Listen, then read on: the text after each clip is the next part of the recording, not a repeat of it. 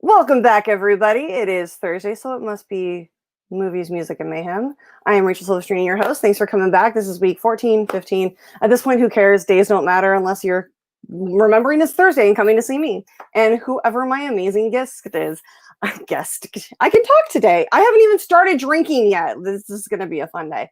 So, for all of you who are watching, you know who this person is. She is wonderful and lovely and just such a badass. And it is the one and only great Kate Mulligan. Yeah! As we catch her pouring tequila. Because that's what we got tonight. I don't think I'm going to have enough. I better go get some more. And then busted. Hi. Hi, I miss you. I'm sorry if my sound quality is bad. I don't have the microphone set up today because Dickie needs to record right now. So I hope this is okay for everybody. You sound gorgeous. Okay, good. Very good. Speaking of plugs, I realized that my laptop wasn't plugged in for power, and I was like, oh, those percentage points are just ticking away. It's like, that's cool. Guys, if you have any Streamlab questions you want to ask, the link is in the description, also above Kate's head. I can't point. I still can't get the hang of this. But yes, and my unofficial co-host, Kevin Smith, who is here with us every week. How jazzed are you? Dude, I don't, like, the closer it gets, I have met him. I actually have, like, my favorite meeting a celebrity story is with him. I was in Vancouver, hanging out with a friend of mine. We were set stalking Supernatural because that's what you do in Vancouver. Because we've done this so many times. We've actually become friends with their crew, which is hilarious.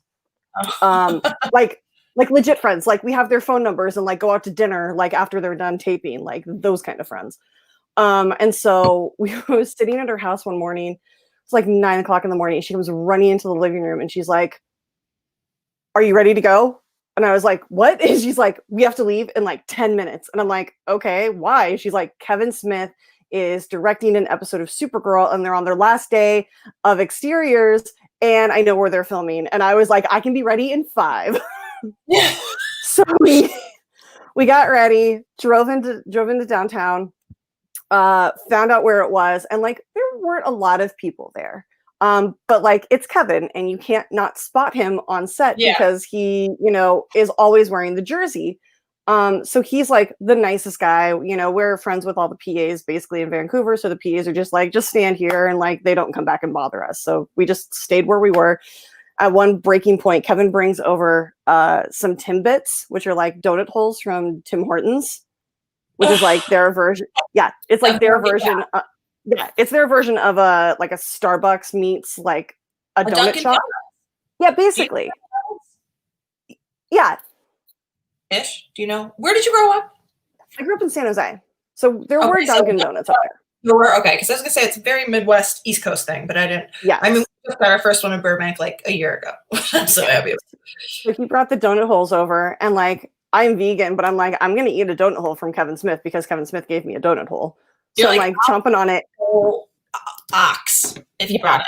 Which is funny because now he's vegan too, so he would never. But so he starts to walk away, and I realize that the number on the back of his jersey is 37. And if you've seen Clerks, that number rings true because Dante's girlfriend has sucked 36 dicks, and then his was the 37th. Yes, this is not a children's show, guys.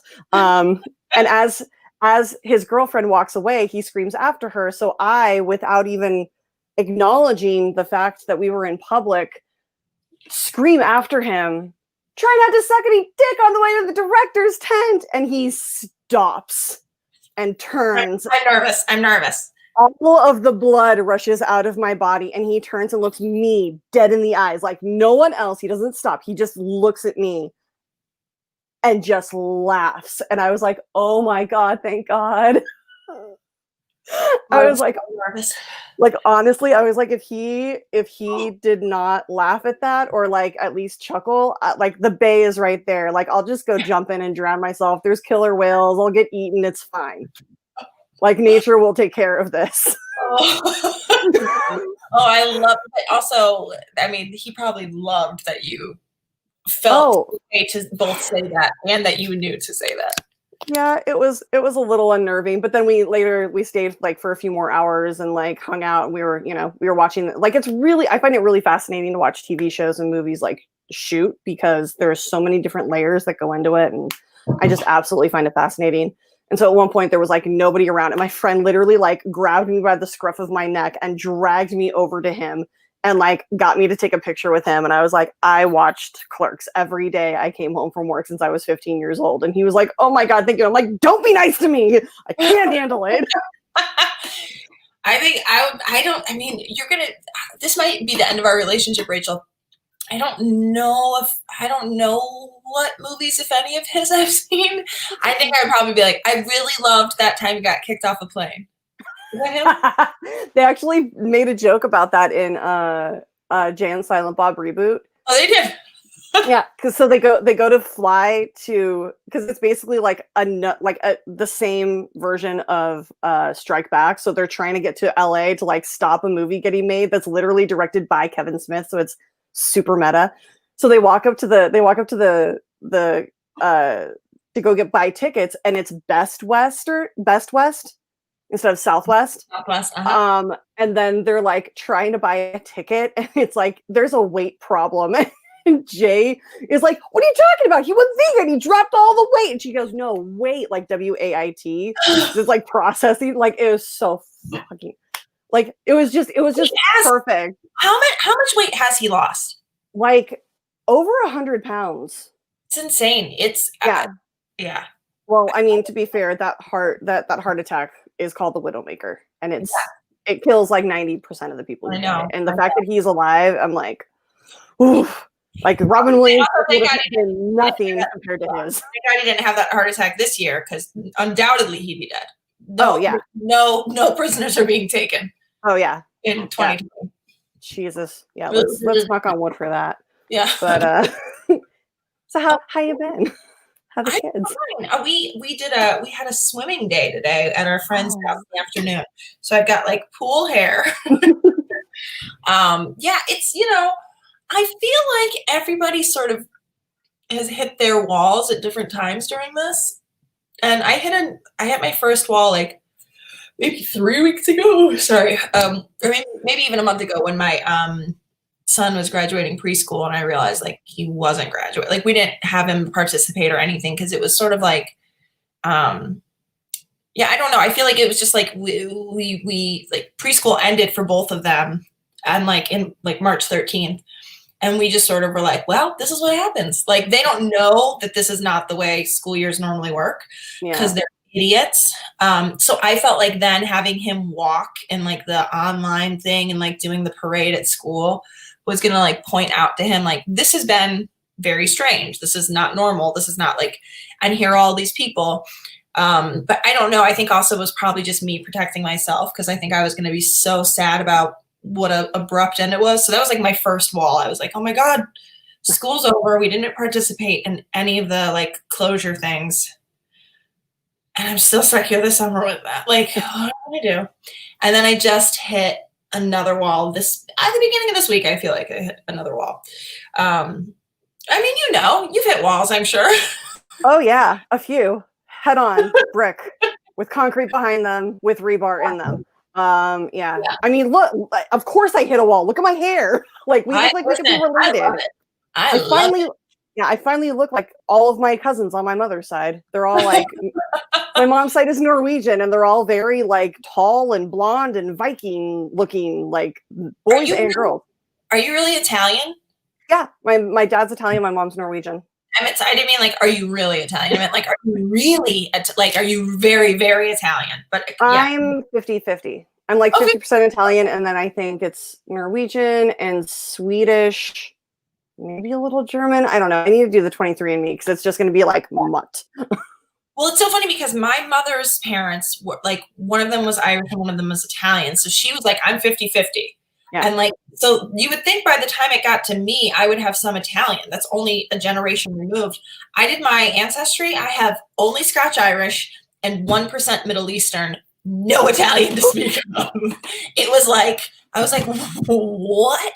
And like, somebody's lying about being Italian. Yeah. Or my brother did it, and he was like very Italian. Or that might be your half brother. Just saying. Like there was a huge, like growing up, it was a huge joke in my family that I was adopted because I'm the middle of 3 daughters, and both my older and my younger sister look identical. Like their baby pictures are all identical. They had like olive skin, dark eyes, a full head of dark hair, and I had peaches and cream complexion, blue eyes until I was about 3, and red peach fuzz that fell out and grew in about this blonde. Yeah, so like we'd be walking around places and like people would stop my mom and be like, your daughters are beautiful, and so's your little friend. She's like, no, they're all mine. And they're like, oh, okay. Because like both my parents, like my dad had like really thick, dark, like black Italian hair, and my mom had like a dark brown as well. And then my sisters look Italian, and then there's like one blonde kid that like was glad to be adopted, I guess. Well, it's funny. My sister married a man who is he was adopted, so he doesn't quite know, but they believe he's Native American, African American, and white. Like his dad was African American and Native American, and he's white. So her kids, like there are 2 that look mixed, and there's one that just looks white. And so like the big joke was that she was my husband's kid. Yeah. I was like, Dickie, where were you on the night of? Because she truly looks like she could be me. Our brother Saul comes in and says they might not have been lying. The genetics we get are kind of a crapshoot. It's like making soup without a measuring cup. First of all, hello, Saul. I love you. Secondly, that is my actual question about genetics. That's what the topics of the show is, right? We're sure. Genetics. Great. It's mayhem at this point. So this is the mayhem portion of it. Have to like genes. How am I going to say this without sounding like a complete idiot? You don't have to get a little of everything that your like you could get just genes. Like, could you get just genes from one parent or no? No, I mean, it's a mix, but it's like dominant and recessive genes like play a really big part into it. Like I'm just going back to those, like I'm literally having flashbacks to like 7th grade science class where it's like the 4x4 or the 2x2. Oh, yeah. So it's like, it's a crapshoot in that way, but like you can get like one side of your family can have like the recessive genes and the other side can have like, or the dominant genes, the other side can have the recessive genes. So like you can end up looking completely different from your siblings. Like what it was like those twins that were like, one was like, like crystal clear white with like red hair and freckles and blue eyes. And like her twin sister was black. With like black eyes and like beautiful like curly black hair, like and they're literally twins. Yeah, I mean, I their DNA would probably map, but I guess that's my confusion is like DNA versus genetics. Yeah, like never mind. I've been like very into this because of. Have you been watching I'll Be Gone in the Dark? No. Okay, so that's that. Patton Oswalt was married to a woman named Michelle McNamara who became obsessed. Golden State Killer. So that's the name of her book. And this is about sort of, if you like real crime stories, but the way they'll end up, we're like at I think it's the last episode is coming up this Sunday, but we're at this scene where they were able to find him doing this crazy, digital DNA thing. I'm not gonna be able to explain it. You guys, the margarita's kicking in. She's making sense. But yeah, that's it. But it's just so fascinating because like they were able to like narrow it down to like 9 people who had this same particular segment of DNA based on that, like the DNA that had been left at one of the crime sites. And then it's incredible. But it's like all of these people could have like a similar segment of DNA because they're vaguely related. But they were like related by like 3rd cousins, so they had to like work backwards. None of this is interesting. I apologize. No, it's so fucking like I find that stuff so fast. Like I was also the kid that like I find the human body just incredibly fascinating. Like I used to remember when TLC actually used to be the learning channel. Yeah, and like at like late night they would just broadcast like surgeries. Yes, I was that freakish kid that would stay up and watch them because I was like just mesmerized by it. There was also a period of time, you're too young, but there was also a period of time where it would be like the marriage story, a baby story. Like they did like all of these. You remember those? Oh, I remember those. Yeah. Yeah. No, I'm 36. I am not a child anymore. I feel like I'm 90. You and I are very similar in age, but I'm 38. Yes, I but think I'm 40, but we've lived long lives in completely separate aspects of it. Yes. Well, it's so crazy. I've only been a parent for 5 years, but it feels like my entire life. Yeah. It's like I was so excited last night. My best friend, that I literally met 2 days before my 21st birthday here in LA. She and her boyfriend are driving to Arizona to go see her mom, and they stopped in, and I haven't seen her in like over a year. So like she came over, we were socially distancing on the patio. We were having beers and like ordered food and stuff. And we were just talking about like all the days like in the past, like when we used to like go to Warped Tour and like go to concerts, and it's like it doesn't even feel like a different part of my life. It feels like a different part of someone else's life that I remember very dearly. Yeah, I think that's the thing that's so hard. Like, I think part of if we could all get like if we could all say like, listen, we're in this until November, but it's definitely done November, and there's going to be a safe and effective. But like, if we could get the end date, this would be so much better. But because it feels like there's no end in sight, and it's just like a bunch of guessing. I think waiting is just the hardest. Waiting is the hardest. I did music. I did music.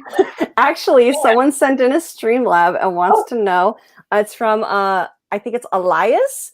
Says, "Hi Kate, is there a song or band your kids love that you just can't stand? Also, Rachel, you're awesome. Thank you." Yeah. There's actually there's this God, I don't know how we're gonna talk Blippi. So there's a guy named Blippi, who he's to this guy's credit. So he's like a Seattle guy, and to his credit, he did all sorts of intense research, even to the extent of like what colors children respond to in terms of like making his costume. But he is, and also to his credit, he is like the absolute, like he's the one person that got my 2-year-old to watch TV. Like we had no any flights. We're like, maybe he'll watch, but we could like play Blippi for him and he would sit and watch it. So I will always be grateful to him for that. That being said, it turns out this was a guy that in his, like, I forget what his real name is, but he had been on the internet shitting on someone.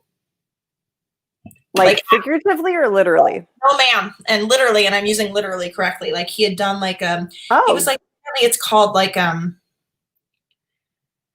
don't know, like when you're like shock comedy, like shock jocks, stuff like that. Yeah, but he basically like took a shit on someone's chat. I don't. But anyway, apparently, so, yeah. There we go. Blippi used to be on his friend. LOL. Yep.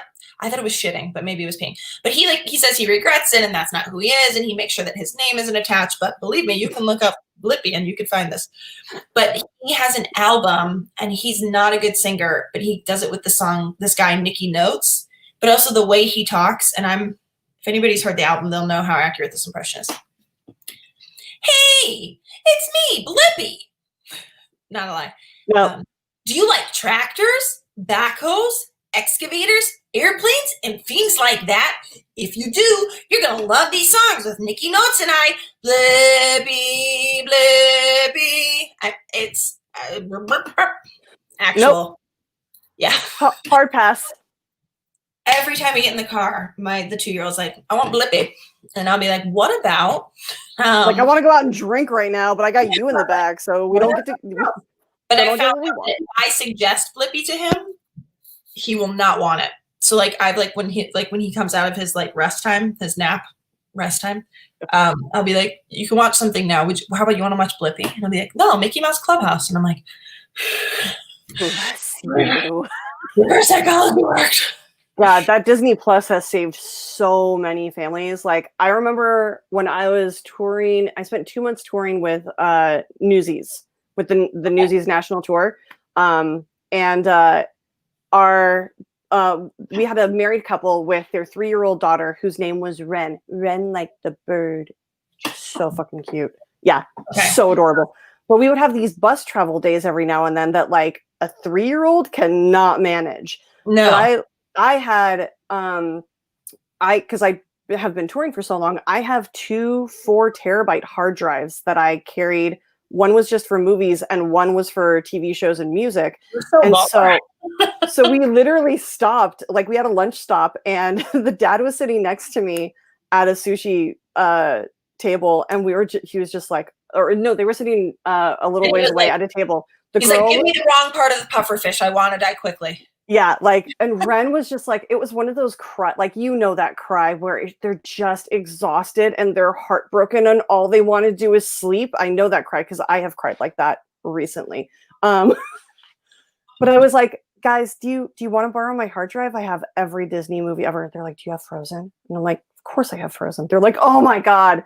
I gave them my hard drive. They like copied a whole bunch of movies onto their hard drive. I still to this day get like emails or texts from them every now and then. They're like, we watched Frozen and thought of you. Oh. I was like, that's so sweet. Do you really, I mean, you are somebody that, like, traveling is what you did. Do you really miss it? I don't miss the traveling. I miss the places.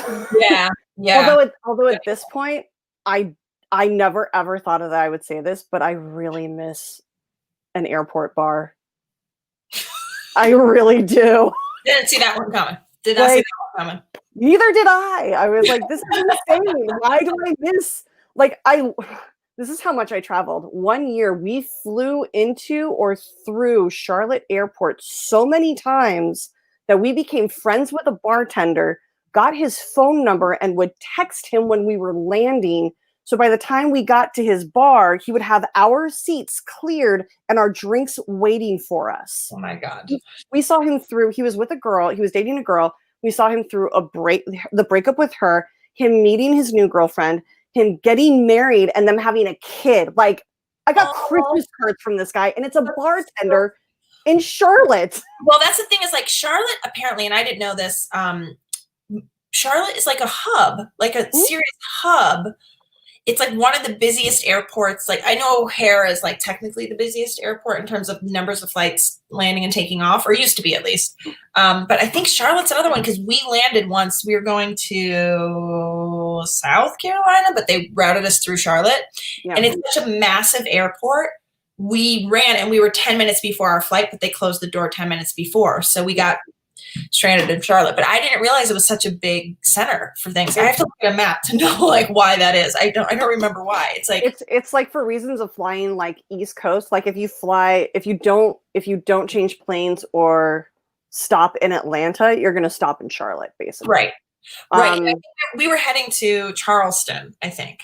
Oh yeah, you probably just hopped on a pond humper from Charlotte. I don't even remember, but we were like, we missed it. I guess we could just drive at this point.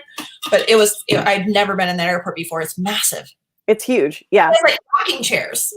Yeah. Oh God, I miss those rocking chairs.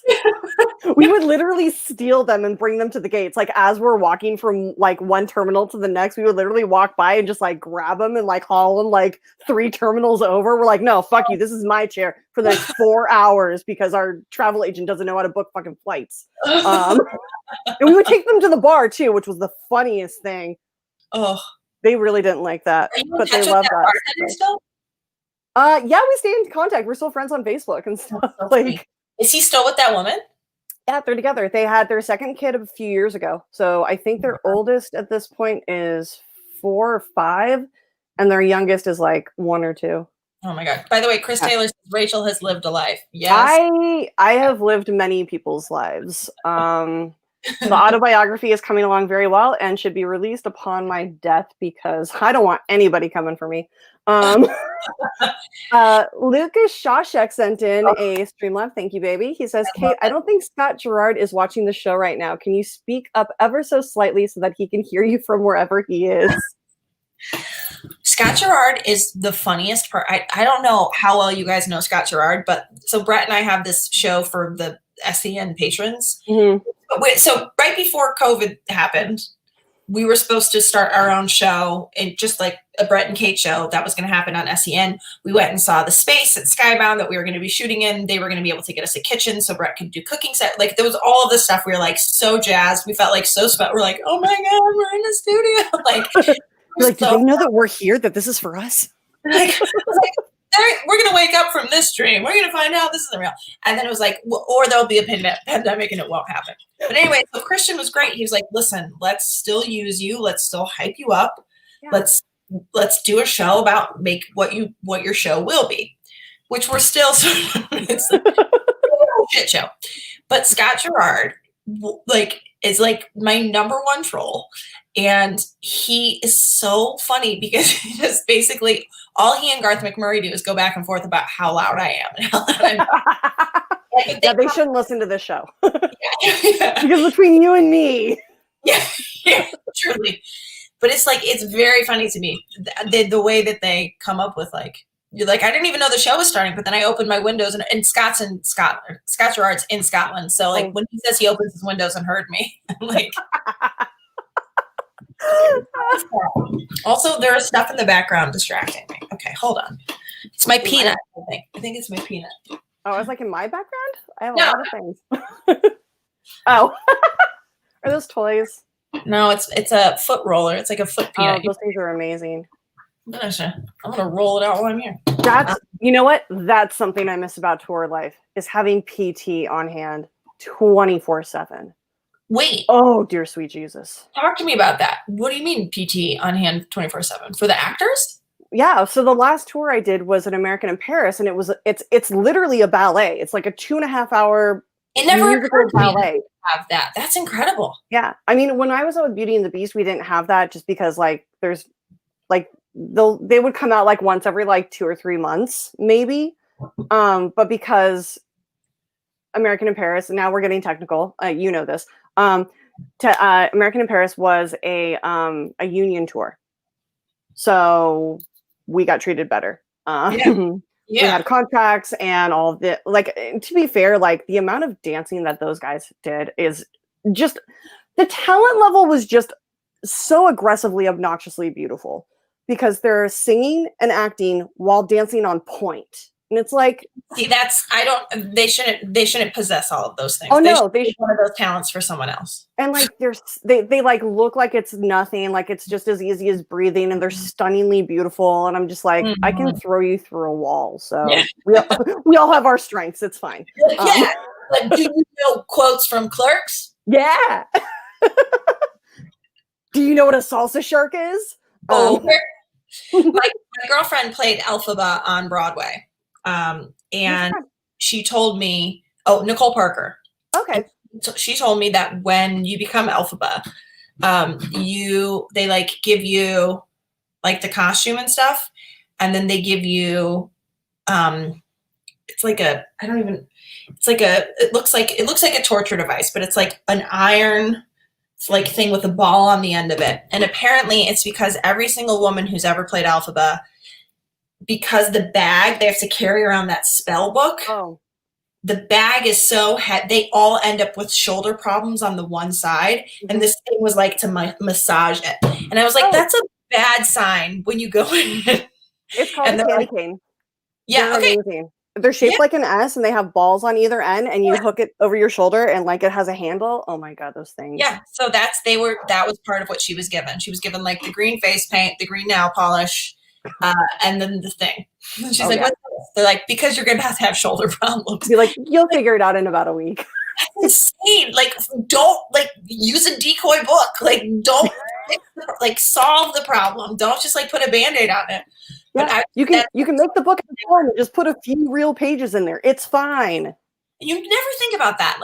Doing something doing a show 8 times a week. Mm-hmm. That if it is something just holding a prop, that can really mess your body up. Our Mrs. Potts used to have a lot of back problems because they have to stand with their arm out like this, literally do little teapot. And so they would get nerve damage almost if they weren't standing properly. They had to stand a very specific way. And so it's called a Theracane. That's what it is. The Theracane would really help them out. And it also worked out that I'm technically a trained massage therapist. So every now and then they would come and be like, can you just pop my rib back in? And I'm like, sure. Breathe, crunch. Yeah, swap sides at least is right. They should have just swapped. I mean, you would think, but it's the way that the costume is designed. Like the costume is very specific. Part of it was, but I think it was part of the problem was because the defying gravity device. I won't give too much away, but the defying gravity device. I can't remember if she's wearing the bag or not. That device, like that thing's insane. Like that. There's a reason it looks so scary. Yeah. Yes. How many times have you seen Wicked? I've seen it just twice. Yeah, I saw it once, and I won the lottery in New York, and we had like front row seats, and that show is not meant to be seen that close. Like we were in the we were in the center section, and it like the seats curve around, like the stage is like this, and the seats curve around, so the orchestra's in the middle, and we were all the way like house left, like on the edge. I could like reach out and high five the actors, but like. So I didn't. To the western sky. So did you know that and Nicole had to do this once, but if they don't, that the arm may not go up for defying gravity. So they're just supposed to walk to the front of the stage. Yep. How? And like, she's like, then you just hear everyone wildly disappointed because the only reason they're at the show is to see me levitate. Yeah, we on the Beauty and the Beast, we had the transformation for the Beast, which was very Disney magic. So I legit am still under NDA and all that fun stuff. But there was a few times when Tinkerbell forgot to bring her pouch full of magic for the transformation. Oh, no. And there was, I mean, as Disney is, there's always a plan. I was gonna say there was a Martha Graham version of the transformation that really fucking hit. It made me so happy every time. And the music during it, like we all came up with lyrics, and it's like, it's one of those things. I was on the thing for 5 years, so I have alternate lyrics for the entire show. So I literally can't listen to a song without like singing other lyrics. And while I was on the tour, what was it? Beauty and the Beat came out. And it was like the remix. It's the remix of it. And it's literally like Belle walking through the ghetto. Oh. There goes Laquana with a great way. It's hilarious. Have a washer, have a dryer. Like, it's unbelievable. It's so much fun. But like my boss sent me that email and she was like, don't tell anybody. And I'm like, no, everybody knows, it's fine. Yes, Blonde Bonanza for the win. Although we probably shouldn't do that because we're blonde, and that's really weird right now. I'll give anybody. Keep the hand. Keep the fist. Apple. I learned that from a movie. So okay, I'm gonna check Streamlabs real quick, and then we'll keep talking because I also can just come up with his podcast already called Shawshank Redemption, please. All I want in life. I keep trying to make the nickname stick, and nobody's calling him that except for me.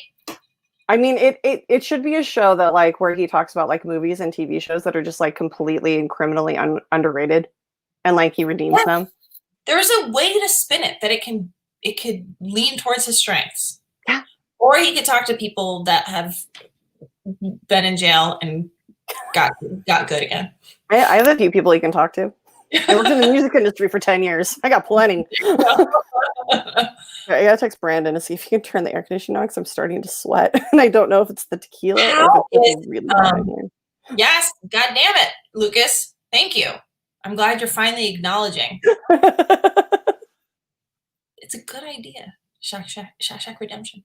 How is roommating going during quarantine? Because I'll tell you, it is.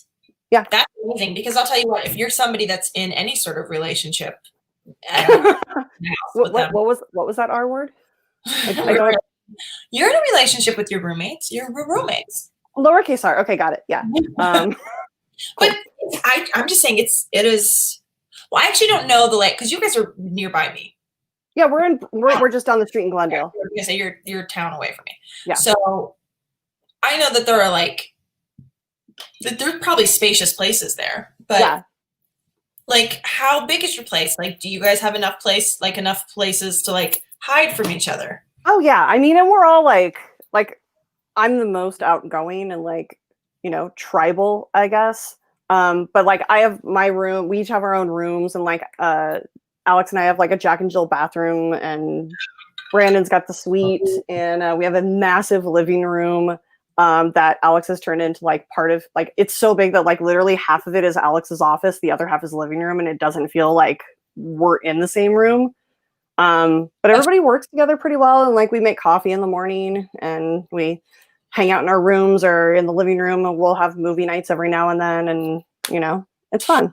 It's so funny because I have a roommate who I feel so to this day connected with. I roomed with her. We were put together as part of a quad our freshman year of college, but then I lived with her for the following 4 years. And in that time she came out, and we just like, but we only ever wanted to live, like we had other best friends, but we only ever wanted to live together. And I feel like such a special connection with her.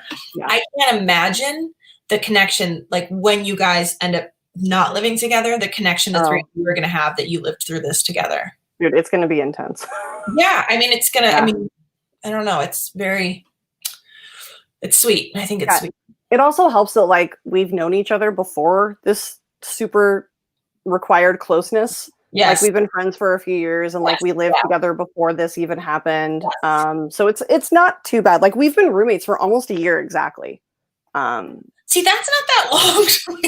Right, but it seems like forever because I have not been in one, like I literally have been in LA for 2 years now, and it's the longest I've been in one place in the last 17 years. Why did I think you'd been out here for longer than that? I did live out here for a while. You did? Okay. I lived out here in my early 20s. But but I was still touring a lot. Okay. Like I lived here, but I wasn't here. Okay. A lot. You said you grew up in San Jose? Yeah. Okay, so you need to talk to your parents, talk to your mom about the Golden State Killer and how she felt in the 70s with a rapist. I need to know what her take on it was. It's the most insane story ever. Mom, if you're listening and want to come in, just text me and I'll send you the link. Yeah. Hey, Mom, real quick. I want to know, having lived through it in Northern California, what was your fear level? I think she actually lived in LA during that time. Oh, she did. Yeah, because like her family's from, they lived in Des Moines for a while. My dad's family lived in LA. They met here in LA, and then they moved to Northern California. Okay. When they got married? Yeah. Because he moved, the guy, it just started off like he raped 50 women. 50. That's a lot of spare time. Like, get a different hobby. Learn to knit. But then started doing it to couples, and he would make the men, because I think it just got too easy for him.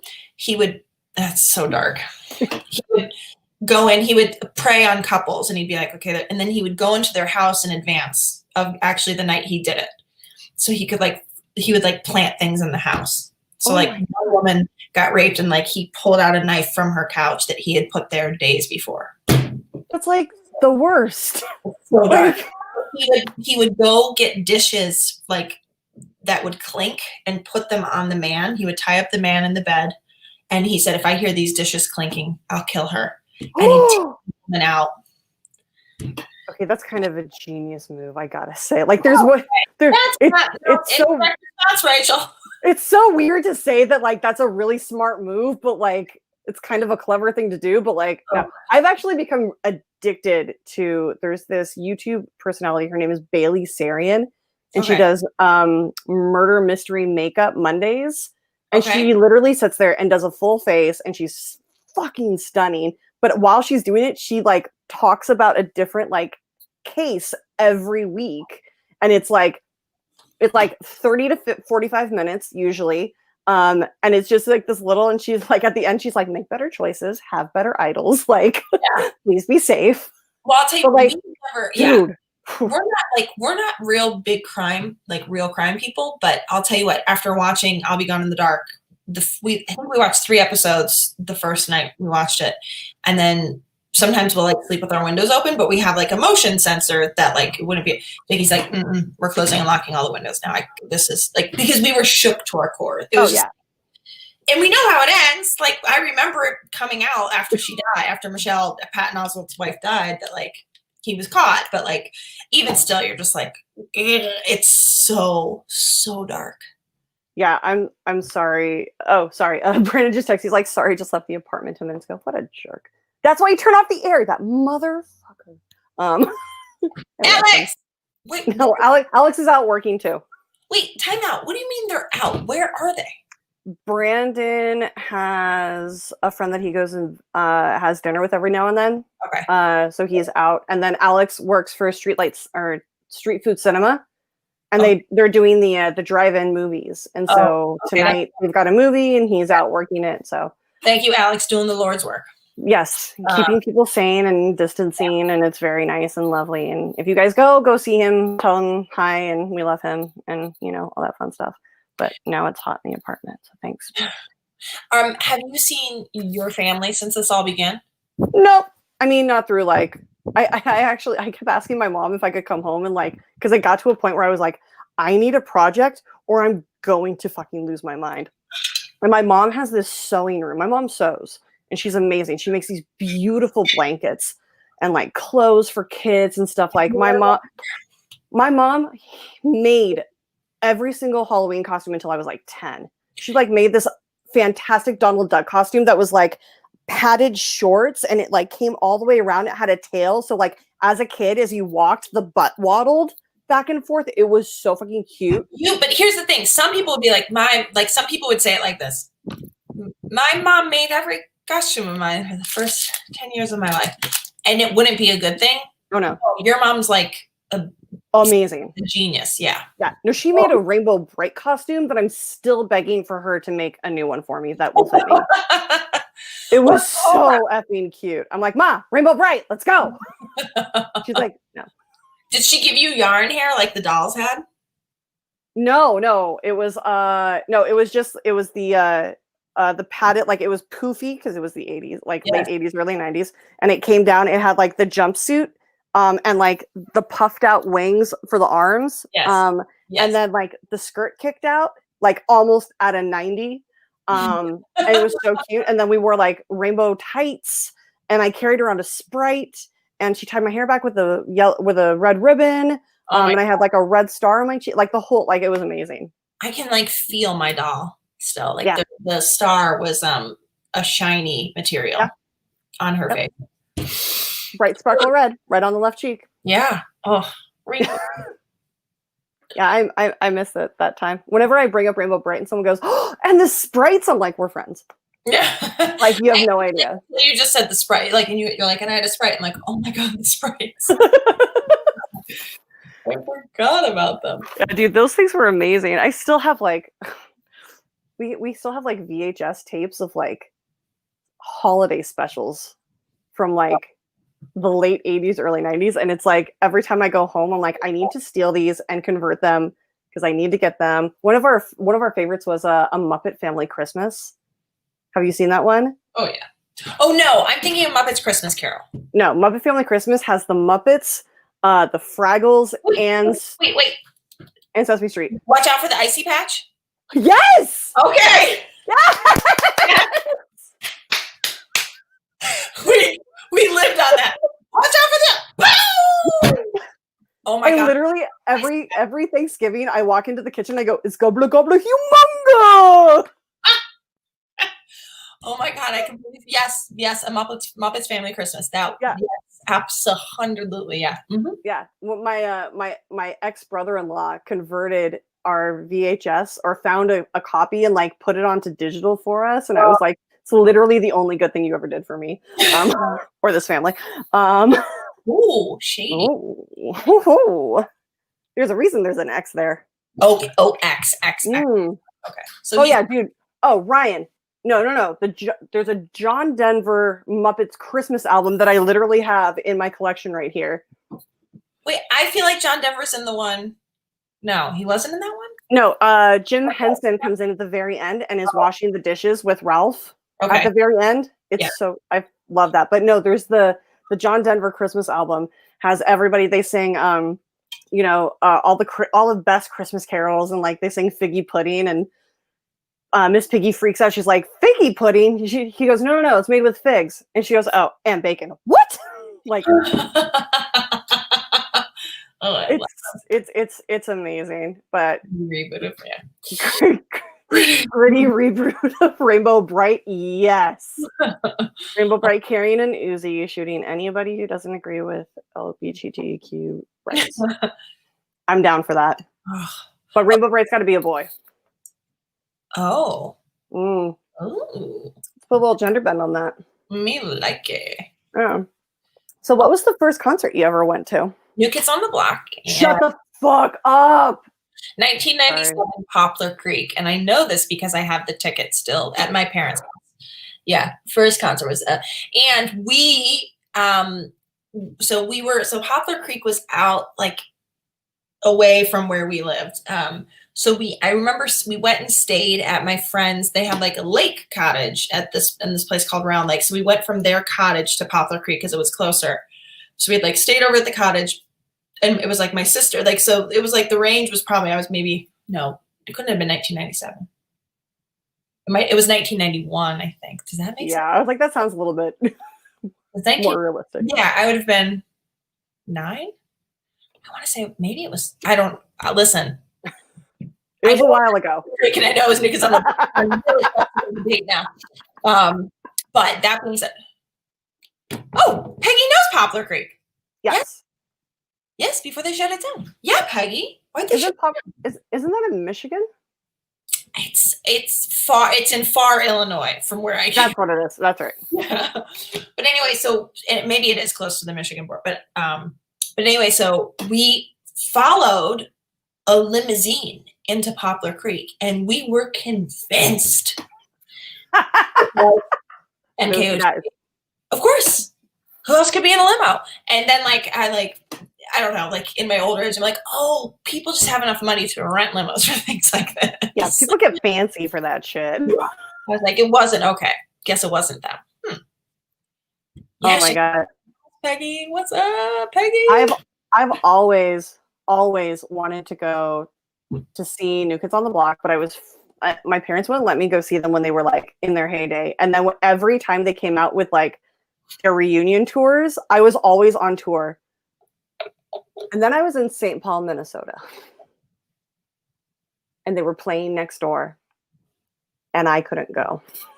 What do you mean you couldn't go? What? I had a show. I was working. We were literally like, we were in like the Performing Arts Theater, and they were next door at like the concert arena, and I couldn't go because I had a show that I had to run. Oh.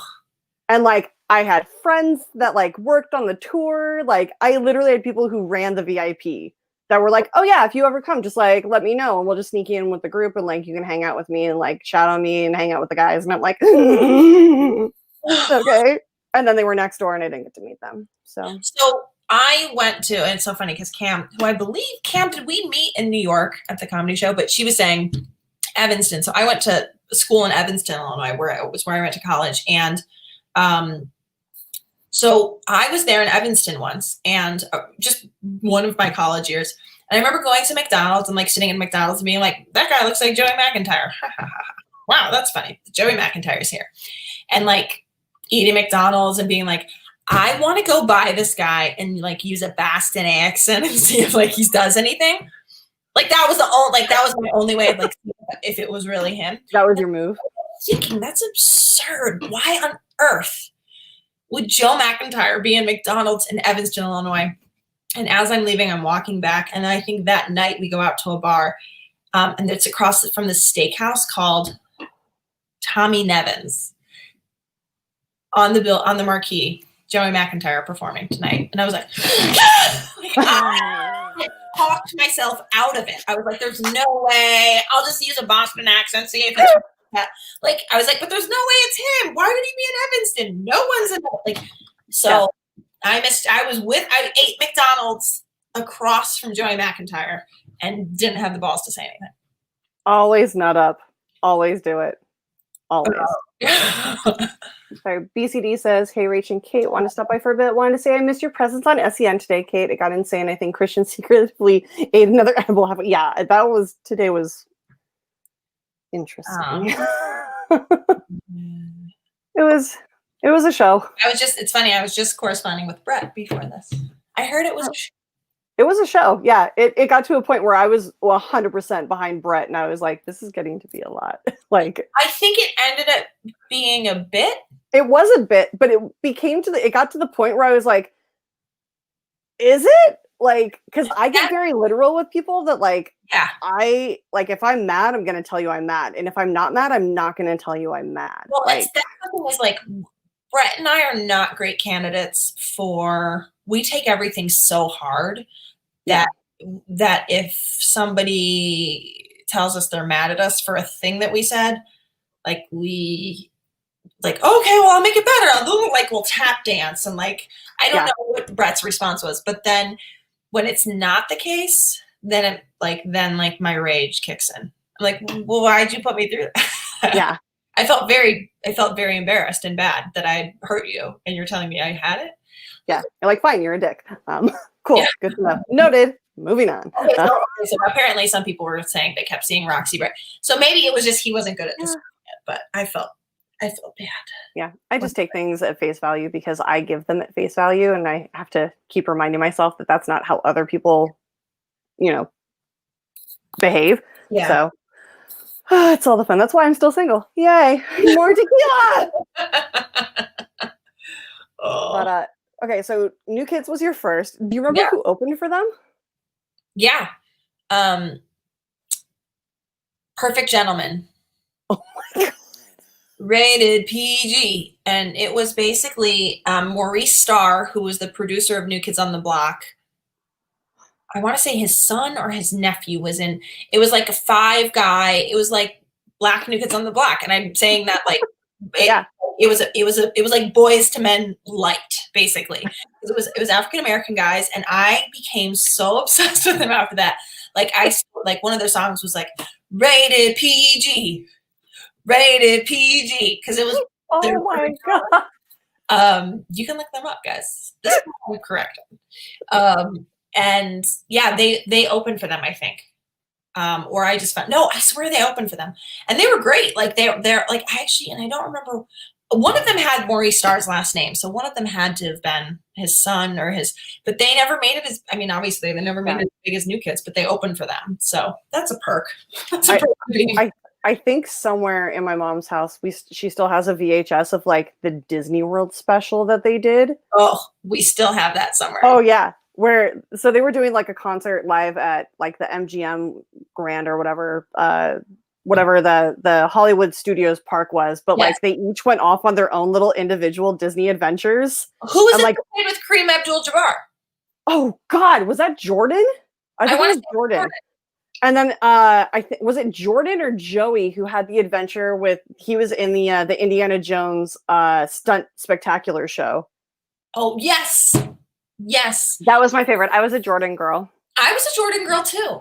Yeah. There was like my sister was a Joey girl. I don't feel like there was no Danny girls, God bless. No, there was very few Donnies. Very few Donnies. Just Jenny McCarthy at the time. Jenny McCarthy. And she held on for dear life. Yeah, she really. Dreams come true. Thanks for hanging in. And then nobody was Donnie, and then probably there was some Jonathan. There was some John boys, maybe. Probably. I mean, today there would be 1,000 of them, like thousands upon thousands. Are you kidding me? Yeah. Deep down in my heart. Did that boy band love transfer to like the new breed of band boys when it was like NSYNC and no? It did not. It's funny. I remember I had a Jordan Knight poster. Yes, Danny was the Howie of New Kids on the Block. Oh, he was the not Nick, not Jonathan. What's the Jonas? What are there's like the third Jonas that's like Joe, Nick, and exactly. And it's I mean to be fair, I was never I was just too old to have the Jonas Brothers like be a thing for me. Yes, I was too. I mean, I'm 30. Yeah, the Jonas Brothers were never. But I have to say, like, I like their newer, like I'm a sucker for you. Yeah. Like, oh, that jam. Yeah. Just stank face and shoulder shake. Oh, wait. I got Chris Taylor. By the way. I just knocked over the margarita, but it's fine. Oh, no. She's fine, guys. She's fine. One for the homies. Yeah, and I gotta tell you, my music tastes, I sort of went from New Kids on the Block. I mean, I'm telling you. I'm so sorry. This made me laugh so hard. Well, that's what I'm saying. Chris Taylor knows. Yeah. He knew. Because I gotta tell you, it's like, it feels like such a, like another life. I'm like, am I giving facts or am I giving? Yeah, I am. He knew perfect one. Thank God. No, for whatever reason, I didn't like, I was New Kids on the Block, and then Weezer became huge for me. Like, I went into like a real, not grunge, what, like, it's like a pop grunge version. Yeah. I was in junior high. You were still in grade school. Like, you were like in 5th and 6th grade. I was in 7th and 8th. And it was like when the girls were like the baggy jeans and like their mom's old 70s clothes. The Ginkgos. Is that what they were called? Like the giant pants that like hung way down. Okay, okay. I'm making myself sound cooler than I was. No, I probably had one time that wasn't cool. Well, no, just like I feel like we called them busters, but that can't be right. It was like, just like sort of like, oh, this is a weird thing. We used to wear, like I would wear like only Beatles shirts. That was another thing. I became obsessed with the Beatles. Obsessed. I guess you could say that's a boy band, but I got obsessed with their breadth of work, which I feel like is very anti-boy band, because there's so much growth and like sitars, later on. But no, I was going to say, but we would get like Elmo, or I had Barney shoelace ties. Do you remember these? Oh God, the clips. Yes. That was like a thing. I remember those. And I was like, I gotta get these. And my mom was like, what is happening? And like, she thought it was innocent, because she's like, well, I'm sure this can't be a cool kid thing. It's Barney. But I had my shoelaces tied in those like clips, and whatever that person was called. That's like like Weezer, like Lisa Loeb. Like, oh yeah, it was like that coffee house, like yes, yeah, with like a little bit of like Soul Asylum and yes, totally. a little bit of Nirvana, Collective Soul thrown in. Well, and then to the other side of that, then I became huge into hip hop and rap. Like, it just be like, so it was like two things that didn't quite line up, but both of them, I feel like, really were who I was. But I feel like at that time, because like I literally have, like, it's so funny that you mentioned that mixture, because I've been listening to like grunge and early 2000s hip hop like for the last like 3 days straight.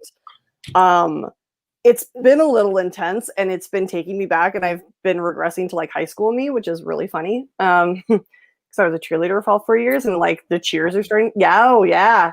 Give us one. Everybody wants one. Oh hell no. No, I'm sorry. This conversation's at a standstill. Like Jesus Christ. You can't see it because it's so close, and like there's nowhere, like I can't like adjust my camera. But like I remember all of what it was. VIKEPRIDE. We got bike pride. Lindbergh rules. One more time. Oh yeah. Yeah. My best friend in high school was exactly my size, and our other best friend was like a very tiny version of us. And our other best friend was a grade below us, and she was tall and skinny. So we were like the perfect stunt group. And we used to go to cheer camp every summer and like get bored and challenge the professionals who were leading the camp to a stunt off. And we fucking won every single time. Like we would do basket tosses for height, and we would win by like 3 or 4 feet, because Holly was just like tiny and aerodynamic, and we were just high school girls that were muscular and like in shape. And we were like, oh, you're gonna send us to UC Santa Cruz and make us hike up the hill of death that was like this every day and not expect our quads to grow? Yeah, fuck you. We're throwing this girl 35 feet in the air and catch her and have it be safe. It's fine. But funny enough, speaking of sports, we have a a very surprise guest. So I have on my Patreon, which you can join, which is right above here. Yeah. There's a level called Drinking Buddies, who you pay $25 a month, and that goes to buying booze. So all of these people that are now guests on my show, when all of this ends, I will be buying you drinks because that's part of it. But also they get to come on for 5 minutes and hang out. So this week's Drinking Buddy is the one and only. I'm so excited to see your reaction for this. Is Shug. Shuggy, baby! Man, look at him. He literally got this for you. No, let me tell you something. He got that because he recognizes greatness, and he wants to wear greatness in a jersey. Hi, Shug. I don't know about all that one, but I just like the colors. All right, you two talk for a second. I need to turn on this air conditioning. It's ridiculous. I was going to say, we can take over. Shug? I honestly thought, like, in my head, she's like, speaking of athletes, who's going to be? Please be Shug. You thought it was Jordan going to come on, right? You thought it was going to be Michael Jordan? Like, maybe MJ. He's got a lot of gambling debt. Got a lot of gambling debt. Let's say it. Hi everybody in the chat. Yeah, I just came. Yes, I just came from our podcast and with a certain point of view. You sent me a link the other day. I'm like, did I miss? Oh my God! Hold up. Rachel knows about that. Jesus, I didn't think you were going to bring that up. Oh, sorry. Yeah. No. Yeah, that link. So for anyone listening, between the competitors and some of the managers and the hosts of other amazing shows, we will every now and then our phone will ding or we'll get a message notification on our laptop saying that literally no words other than giving a Zoom link. And you can join if you want, but joiner beware. Because who knows who else is on the call, who knows what state of undress they are in, and who knows what the conversation topic is. So that night was when Shug was enjoying his day off. It was my day off. Unbeknownst to everyone else in the chat, sent the link to me and apparently you and like one or two other people. And I was the only one stupid enough to join. But well, it's funny because he had said like a couple days earlier, they had commented like, we got to get Kate back on. I'm like, absolutely. And then like a link came through and I was like, was I supposed to be on tonight? Like I was so confused. No, those things will never be aired or talked about in detail. No, this was us. It was my day off. I had went to a restaurant and I had like 3 micheladas. Then I came home and I was on a call with Rachel. Yeah, I was on a call with Rachel and down 232 ounces. And then I drank 4 IPAs after that. Wait, where's Lily right now? Oh, she just went to her mom's. It's just me. Yeah, I know. She knows my daughter. She knows my daughter's name. It's really funny. Yeah, and so we were all hanging out talking. Yeah, long time no see, and we were all hanging out, and I was like, we should message Rachel. It was yes, Shug. Was that this? Yeah, that was that was this Sunday. And so I was like, yeah, I'm gonna send the message to Rachel. I'm gonna send it to Kate because we want to talk to Kate.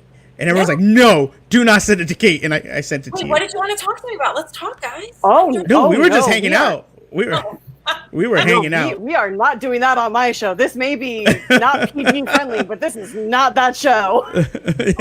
This is not Gucci After Dark. Yeah, it wasn't really Gucci After Dark. Kaiser just out and was like, and I was like, is taking your shirt off a requirement? I know, that's what I asked too, because he was like, yeah, we want you on, and I was like, great, but just so you know, I don't go topless for anything less than $10,000. Girl, if I had your rack, I'd say that would be 20. Do what I can. It's so great. Back in the day, people used to compliment me. I'm like, I'll tell my grandmother you appreciate her genetics. Yeah, Kate. So yeah, Kate. That link was not supposed to go to you. I mean, you would have had fun, but there was a point to where I'm like sitting in my chair and Rachel's like, go to bed, Shug. And I'm like, I was like, he was doing the nod, and I'm like, Shug, Shuggy bear, go to bed. yeah, it was. Go to bed. You're tired. You should go to sleep. Why does Saul know what this is about? Now I want to know too. Oh, because Saul was there. Saul. Okay. Yeah. Saul. Now I need to know. So, for the record, when SEN started, Suge Knight 323 was a dude who I would refer to as like, there's my boyfriend Suge. Yeah. Now one of the biggest podcasters about the Schmodown. No, I'm not. Do you remember when you were after the draft and we're all like leaving the Comedy Store? We're outside. We're literally trying to take like the den photo, and Suge walks up, and you were like, Suge, and I was like, where? Well, I met him inside first. We had met inside, like against the back wall. You remember this, Suge? Oh, okay, Suge. He's busy. Suge's busy, guys. Okay. No. I do remember this. That was I was walking up to say hi to you, and Goddard grabbed me and gave me a hug. And he was like, "What's up, man?" And then I saw you, and we talked, and then I was just outside hanging out, and like Kate screamed Suge, and you just see like 8 people turn around, and they're like, "You're Suge?" And I'm like, "Yeah." Do I owe you? I'm like, do I owe you money or something? And we're like, come have fun with us. Come hang out. Why the not epitaph, the screen name? Why Suge Knight? Are you big? No, when I was like 22, 23, I used to go play basketball a lot. Okay.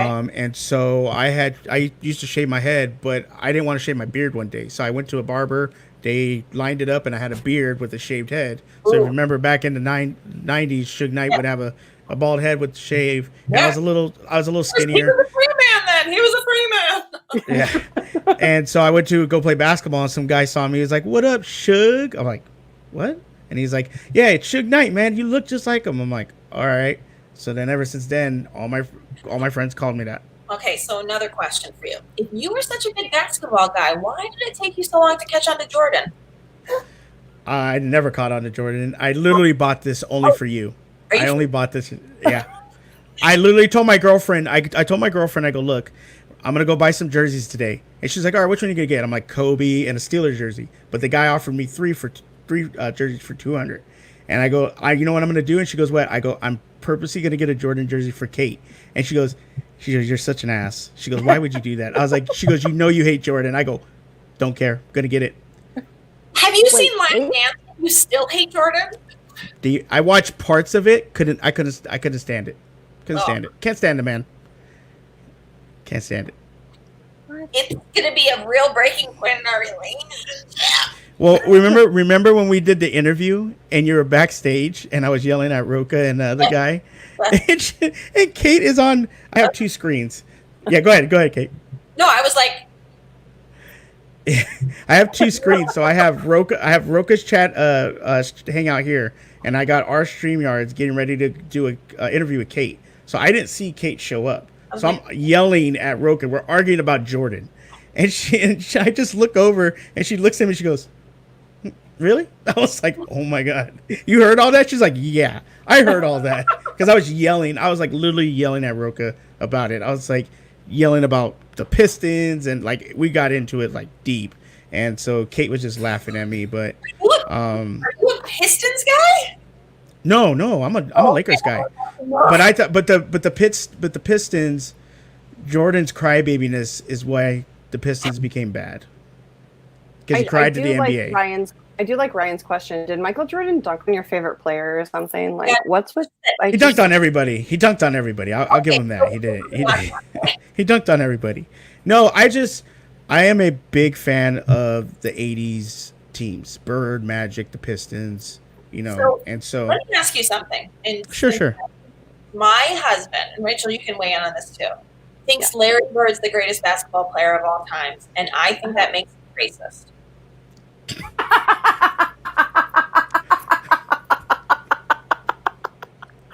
I see your point. No, I mean Larry was a good player. And he had dominant teams. The whole thing is like, it was good for a white guy, right? I'm like, yeah. So that's like, that's. I mean, let's be honest. He could be the best of the white guys, but he's not like the best player. ever. I mean, but in the '80s, he was one of the best players. He took a team that was better. One of. as much as I love Magic. Bird was one of he took a team that was like 17 and god awful and took him to 65 wins. Magic had a team already set. He just made them better. Okay, so yes, but also, don't you feel like there's something that, like, the same way Michael Phelps, like, is very, we can't argue that Michael Phelps is the greatest swimmer in the world, but also, like, he has a genetic predisposition to, like, his wingspan. Like, there's like a genetic, I don't want to call it like it's a physiological advantage. Larry Bird, like, even his nose is bigger than everybody. Like, do you know what I mean? He's just like, he's not a normal sized human. Like, even in Last Dance, when he and Michael see each other after the Pacers game, and like Michael goes, "Fuck you, you bitch," and he's like, "See you around." Larry Bird's the weirdest. Like, he's like Andre the Giant, but skinny. Like, it's not. There's something there that I feel like there's like a genetic thing. I just think he was a hard worker. I don't think it was really genetics because everyone tells you he couldn't really jump. He wasn't fast. Yeah. I think it was just a hard working thing, that he was just a hard worker. Do you think it's possible that he had some sort of like Asperger's or autism or something that he was able to focus? Yeah, like there was because he's so, like, even like the Bird versus Magic documentary plus Last Dance, you're like, this guy is like, and I mean no disrespect to anybody that is in either of those camps, but there is something that's so focused about him. I mean, I think that anybody who is exceptional in a sport or a field of study or whatever has to have some sort of mental predisposition towards that. Like, you know, people who have Asperger's tend to be like very focused on numbers and patterns and everything, so they make very good statisticians. And you know, people who have like aggression issues tend to be very great offensive linemen. Like, it just happens that way. Like, you just kind of channel what you're good at and, you know, what you're predisposed to, like, understanding and the way your brain works to be drawn to that sort of thing. So I mean, yeah, I would believe that. I mean, I think that genetically we're all on the spectrum at some point. I will say this, and it might be a little controversial, but I think if you go back and look at Larry's past, he had a very troubling past.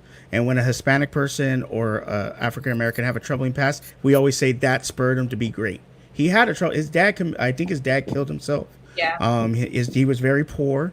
Yes. So realistically, it could have just been his circumstance made him a focus and more, you know, determined player. And so we don't really acknowledge that because he is white, and we're always assuming like, oh, you know, this and that. But it might have been that because, you know, Sorry, Saul comes in with the fire. I fucking love you so much, brother. Oh, Saul is amazing. Love the guy. No, he doesn't wait. He goes, Larry Bird's the greatest basketball player of all time. Oh my god. Oh my god. Does not condone racism of any kind. No. I shouldn't even joke with that. It's just one of those things where I'm like, how can you say Larry Bird? Listen, I don't even know that he's the greatest white basketball player of all time, because I feel like Steve Nash gives him a run for his money.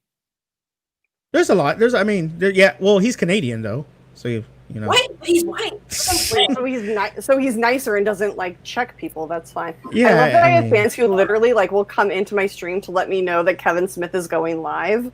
I love you so much. I'm not here anymore. Like, just so you know, you need to wrap this shit up because Kevin Smith is live. I love you, Ryan. Thank you. That's amazing. I never listen to Fat Man Beyond because I will literally just be in the chat and just like overwhelm the chat with my comments because I'm like, no, you don't understand. I should actually be a panelist on this. It's fine. Because I think I'm smarter and, you know. You are smarter. You are smarter, Rachel. So I don't know if you guys know, because I know Rachel knows because I've told her. We introduced our new host today, Kate. Yeah. Do you know who it is? No. Go ahead. You might. I don't know if you know her. Her name's Bidor. She does a lot of. She's a mod for Ben. Yes. Of Yes. course. She's a Yes. badass. Yeah, I will tag you in the video. The video is gonna be tweeted out that we did for her. Yeah, we just announced it, and we're really excited. And so it's gonna be awesome when we get you back on, and Rachel, when we get both of you guys on, there will be a female there to talk with you guys, and somebody actually knows the Schmodown. So, unlike us. By the way, I was never like, God, Ferris and Justin and Sugar, just the worst. I can't talk to them without a woman. But that's great. I think that's fantastic. Spread the wealth, you know. Yeah. Yeah, it's really awesome. We've been talking for like 2 months. I think I broke it to Rachel like a month ago or a week ago or something. I don't know. I couldn't keep my mouth shut about it. Yeah. He's like, don't tell anyone. I'm like, all right. I need like a flow chart of like the superfluous, like what's happening outside of the show. Like, so you two are pals. Yeah. Oh yeah. Okay. Yeah. So like Shawshank Redemption is pals with everyone. Yes. Okay. Yeah. And then like Jake Acavetta, like all like they're like I need to know. It's just a spider's web and everyone is connected. That's all it is. Like I hang out with Saul. We all hang out together. I hang out with Saul every night. For real? Yeah. Oh yeah. I hang out with Saul every night. I know he's in the chat, but I'm not gonna look at what he's saying. He's gonna deny it right now, but I literally I want to say for the last 3 months. Did you talk to him on the phone? Yeah, he made me text you with that text of, "Are you seriously not going to come back on our show?" Because he tells me he got mad at me. He goes, "I'm going to put in a call to Kate and tell her this, and this." And I freaked out, texting you in the middle of the night. I go, "Kate, are you going to come back on our show?" And you're like, "What are you talking about?" Yes. I'm like, "Oh."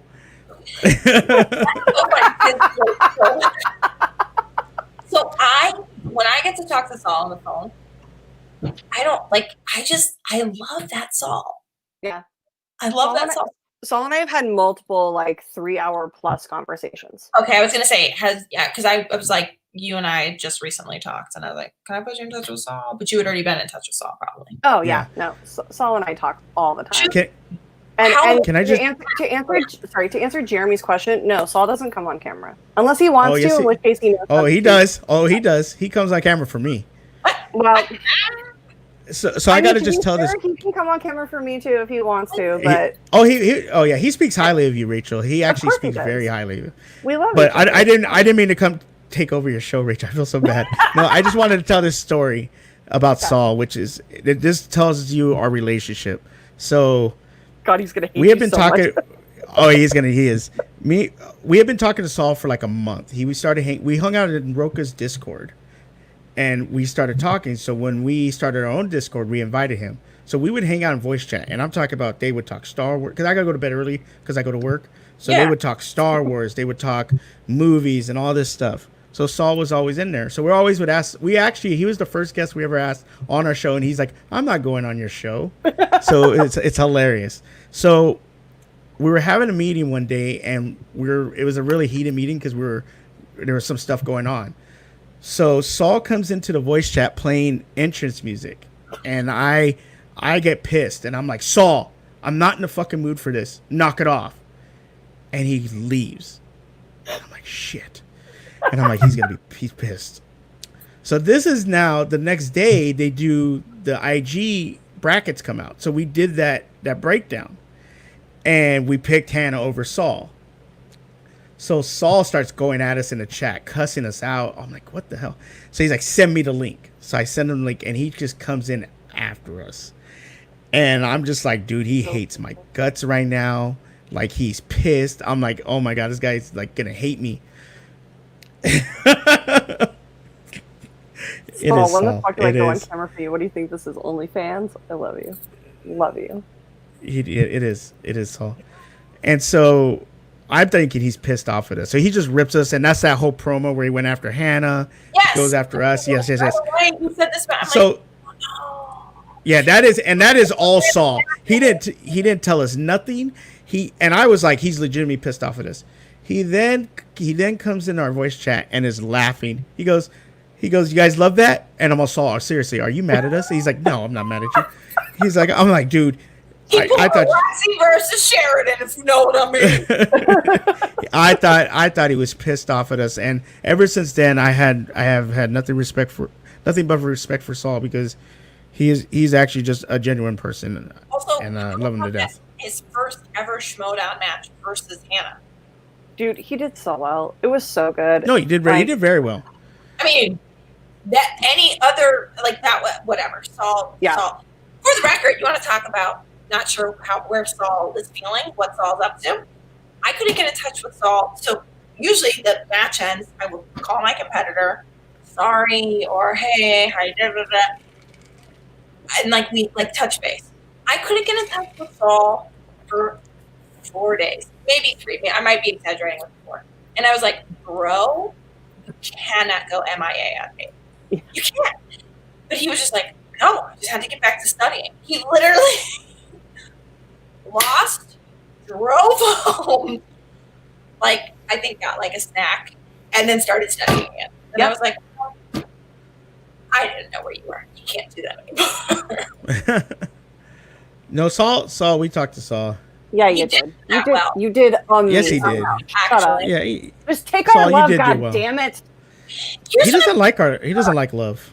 I mean, to be fair, I'm the same way. I have a very aggressive form of love where I'm like, I love everybody so deeply and so instantly, but when people express their admiration for me, like, it makes me uncomfortable to the point where I'm like, awkward moonwalk out like Nick from New Girl.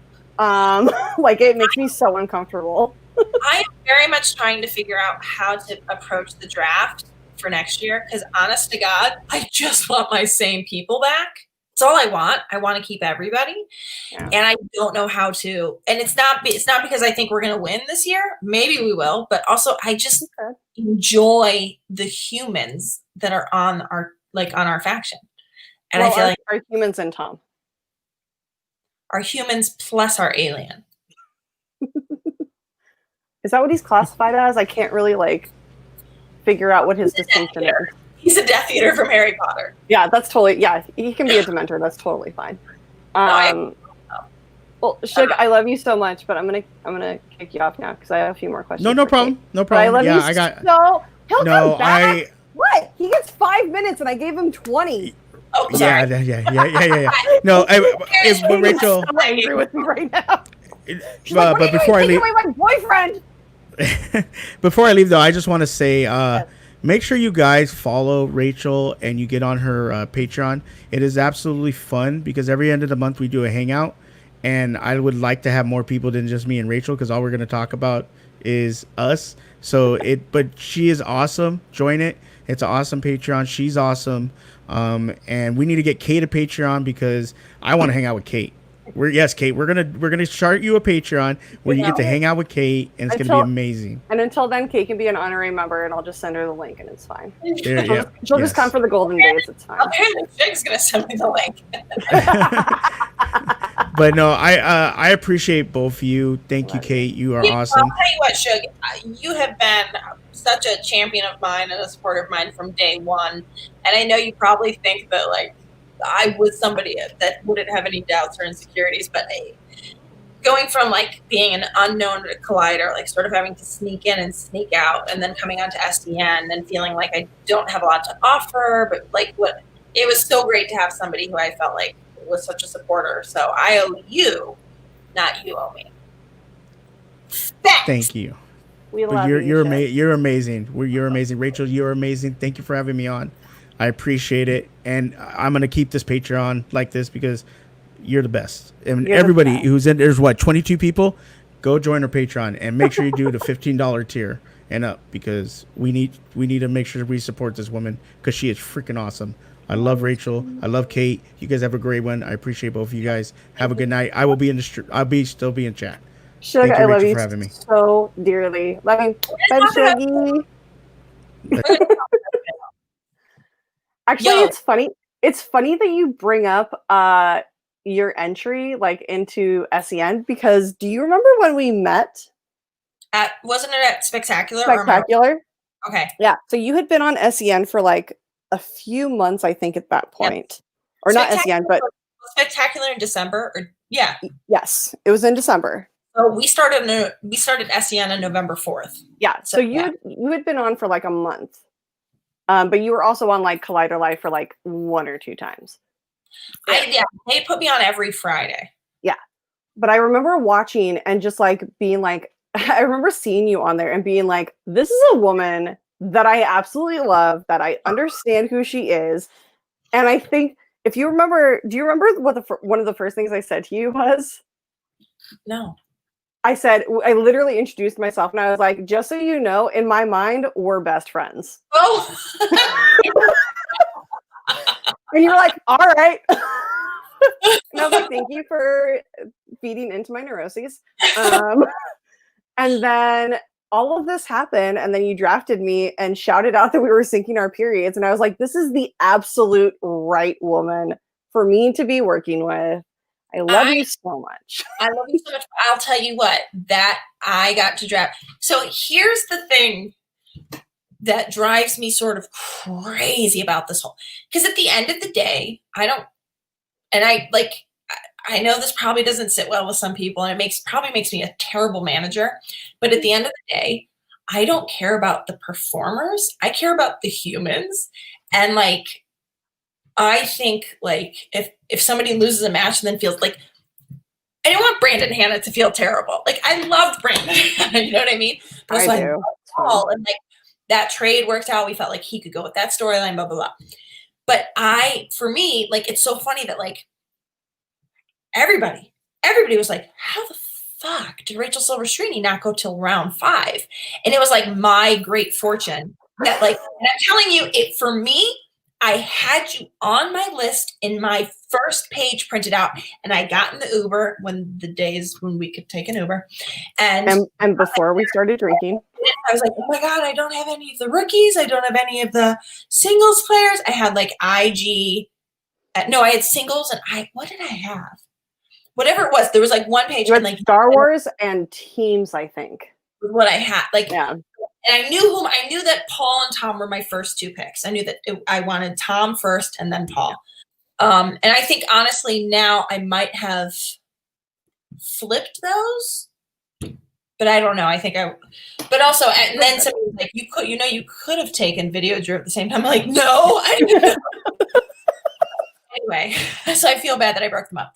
But anyway, so, but then when you came, so basically everybody's like resounding, like, yeah, this is criminal. She didn't go till round 5. This is criminal. Da, da, da. And then I feel like those same people are like, why would she put her in the singles tournament? And it's like, all I care about is that you as a human are okay. I don't care about you as a character. I don't care about if you win. All I care about is that you feel like supported and like that you're having fun and like you feel like, so to me, I'm just like, oh, why? Like this space is like, I don't think it's toxic, but it's not fun sometimes. It's contradictory hugely. Although I do love the fact that I know that I don't know if this is a little behind the curtain, but Shannon had every intention of drafting me until Winston drafted one of the wild berries. And then she was like, oh no, I have to do this. Well, and so that woman more.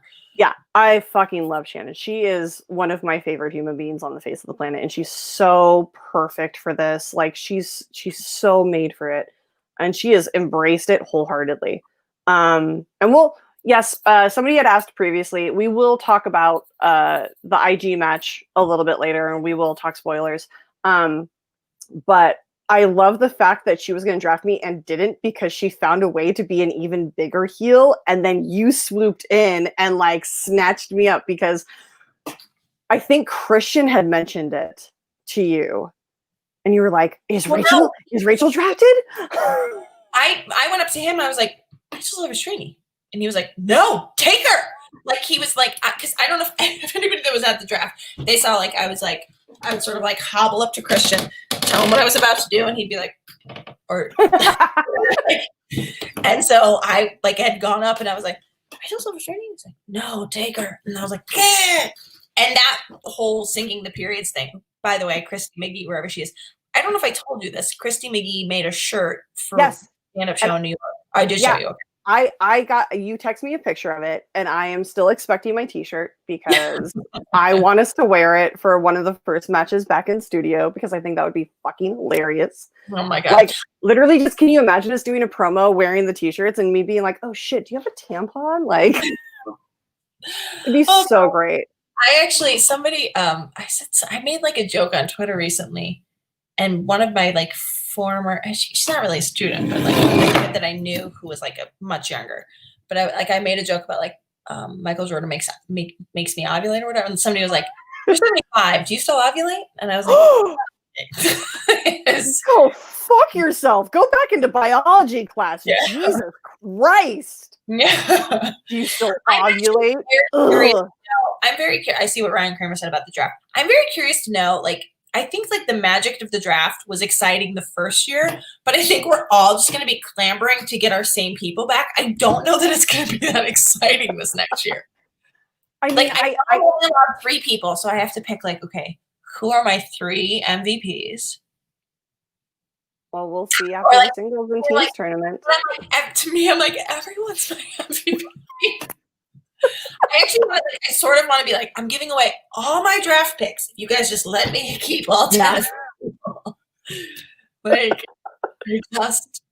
I love them all. But I think that's where the strategy is going to come in for next year because everybody's going to keep all 3, like their top 3. But then like people are like the way that the draft picks are going to be determined is going to determine how devious people are going to be. Because if somebody like say you keep Paul, Tom, and Ben, and then I'm up for trade, or somebody drafts me early, and then now you want me back because you want the Pride back together. Now they have a bargaining tool, and that goes through every faction.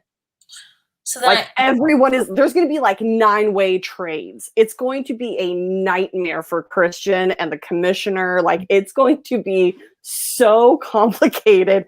And I'm just really glad that I'm just a competitor and sitting back and being like, I just want to go with Kate. Can I just, can I just go back to the den? Like that's my home. I like Winston. I feel like Winston is such a great manager.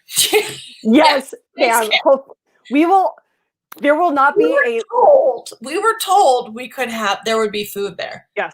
But this year, bought me like thousands of margaritas that night. But this year, all of the women will be bringing tote bags just full of like Nutri-Grain bars, and we'll be there live together. It would be.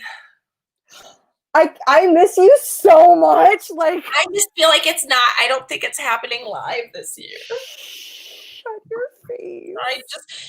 If you know what, if by January, if they can have a gathering of like 100 people, I think we can get away with doing the draft live. Maybe, but like I don't like.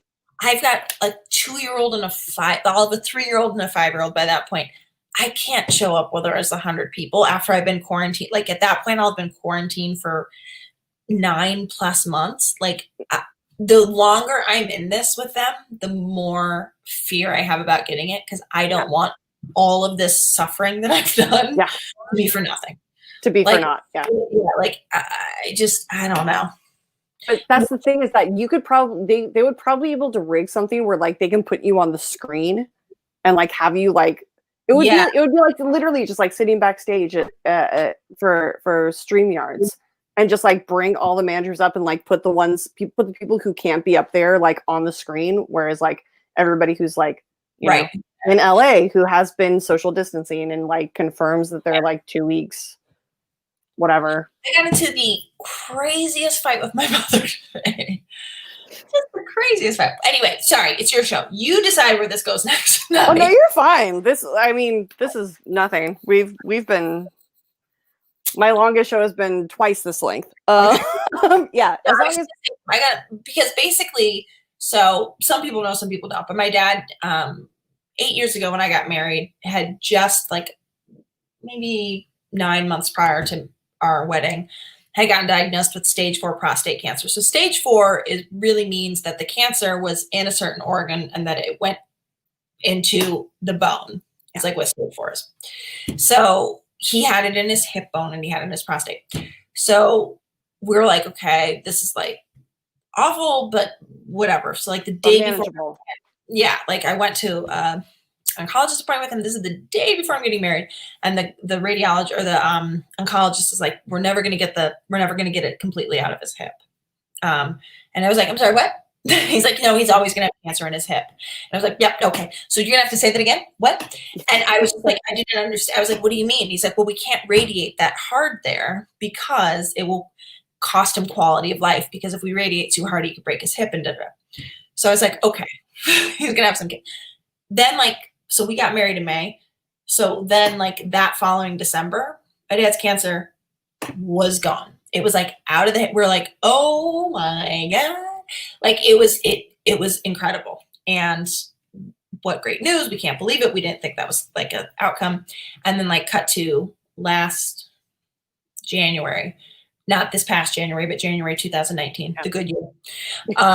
When things were good, when we took them for granted. He could be with people. His cancer had come back, and it was all throughout his spine. So it had made it 7 years, but it's all throughout his spine. So last summer he had all the treatments and stuff. Cut to now, after all these treatments and everything, they're like, we're finding new spots.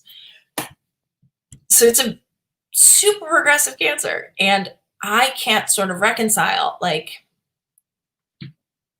how do I not go see him? Yeah. But also, I don't think we're on his last year. I do think we're in his last decade for sure. And I sort of feel like we're losing a year here because of this. And I want to go see them, but like also we're actually doing the right thing. We've only social distanced. Like I went and saw Brett once, and like I put a mask on, a hoodie on backwards, and like hugged him with gloves on. And then Dickie took my hoodie off, put it in a bag. Like, you know what I mean? It was like, yeah. So anyway, I feel like it's just one of those things where I was like, okay, how can we make this happen? How can we make this happen? We're going to be in this at the end of the year. I feel like I need to see my parents. I feel like I need to see my dad. And so I said to my parents, like, if we rent an RV and you guys rent an RV, can we meet somewhere in the middle? Yeah. And I thought it was just sort of understood, like, and then when we meet in the middle, we'll be socially distant because you're going to stay in your RV and we're going to stay in our RV. And then my mom today was like, well, Dad says we can just come out to Burbank to see you. And I was like, no, Mom. Where would you stay when you came to Burbank? Well, with you. No.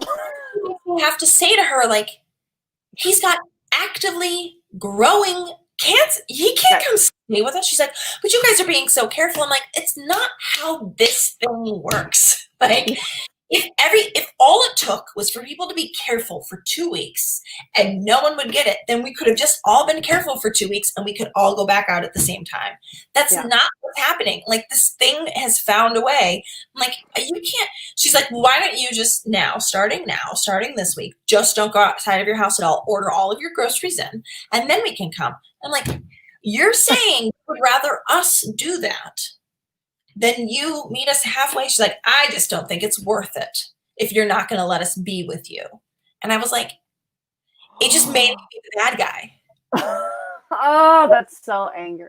And I was like, so I don't want to have a fight with you about this, but God, I just feel like, don't you think like even 6 feet apart would be great? Like if we're all wearing masks, I don't enforce I know this is crazy, but I don't necessarily enforce the 6 feet thing if everybody's wearing a mask. Well, I mean, with the statistics that they've released, like if both people are wearing masks, you can be within like 2 feet of each other, and it's still better than both you being without masks at 6 feet. At 6 feet. That's sort of my thing. I'm like, we could meet somewhere in the middle and we could take a hike. we could have dinner in the same area. Yeah.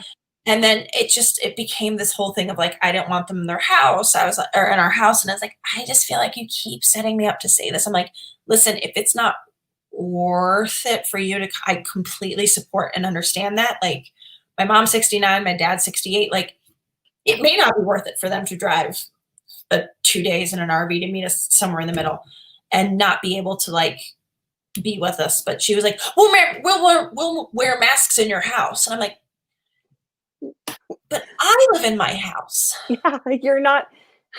What if I have it?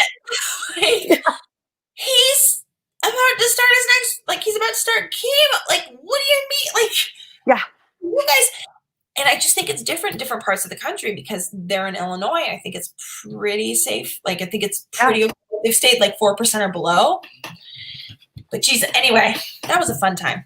No, yeah, that's. I mean, when all this started, I really kind of wish that I had like gone to San Jose and like been with my mom because like there's so many things that I like projects in her house that I could have kept myself busy with and like kept doing and organizing and cleaning, and I'm going insane here because I don't have anything to organize and clean because it's like.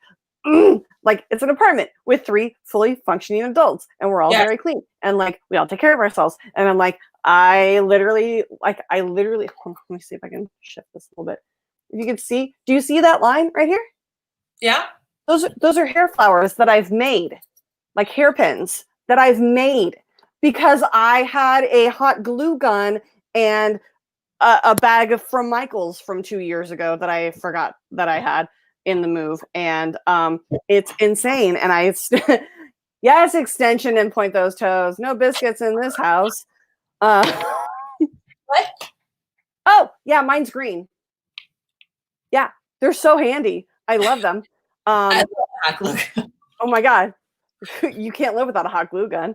But like the line that it's on. This is how sad my life has gotten. The thing that they're attached to is an old or is an unvelcroed pin lanyard from Disneyland.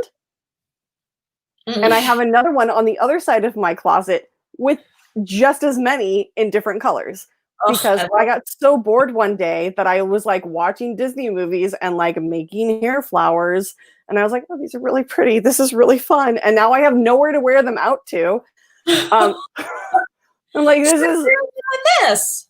I wear them around the house because sometimes I literally will just like do a full face of makeup and like put a hair in my hair, and I'm like, I feel pretty. Why didn't you go to San Jose to be with your family? Because by the time it got serious, like my mom was like, no, and she had already changed the locks because my sister is a demon child, and I don't have the keys to the house, so she was like not going to let me in. Is this the sister that has the X? No, my older sister is the one with the X. Okay. My little sister's demon child. Yeah, somebody had mentioned, I can't find it right now, but somebody said that they miss your magical fanny pack. Oh my god, it's probably in here from the last match we just shot. Well, I mean, to be fair, we're supposed to film a promo that's due tomorrow for the teams match, which, by the way, I am so fucking excited for. I know, me too. I have like 6 promos I'm supposed to shoot, and I'm like, do you mind if my kids are in them? Because I'm with them all day long. I mean, to be fair, bring them in for the teams match and my match. That's totally fine. I don't know where it is. I thought it was here. Yeah, the fanny pack. The fanny pack. Yeah, the problem is with like the doing online, you can't see the fanny pack. I had to like wear it around my neck. And, like last match, I was like, that's like nobody's even acknowledged. So like I tried to like stand up to like, but it was, I don't know. I don't think it. I don't. No, it's just, you can totally wear the fanny pack around your neck for my match, and I will fucking mention it because that is one of my favorite things. I was gonna say, so Winston's like, I feel like Winston was saying how he's like, yeah, we've been going over these questions, and I was like, oh, my poor players are all just out there swimming alone. And I show up for the day and I'm like, you guys need anything? Okay, let's do it. Like, I just feel like I feel like but I think also people probably knew what they were getting with me. Winston can be as involved with his players as he wants, but it's not going to make a difference because the people who are involved in the den are self-driven. Well, we are a literal pride. Yes. And we take care of our own. We've had study sessions, and it doesn't matter who you. Yeah, it doesn't matter who you put in front of us. We're going to look after ourselves. We're going to send each other stats of who we're playing against, and you're going to fucking go down. I don't give a shit who you put in front of us. Like, no. You can prepare all you want. We're going to sink our teeth into your jugular and take you out. I don't give a shit. And I'm sorry that Eric can't use that for a promo because I just swore like 18 times, but I don't care. He can bleep it out if he wants to.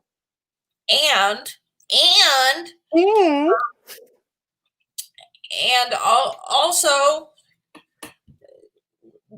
nothing else, we have good characters. How stoked are you that I actually have a great nickname now? I'm now officially the Switchblade. That was a battle hard fought, huh?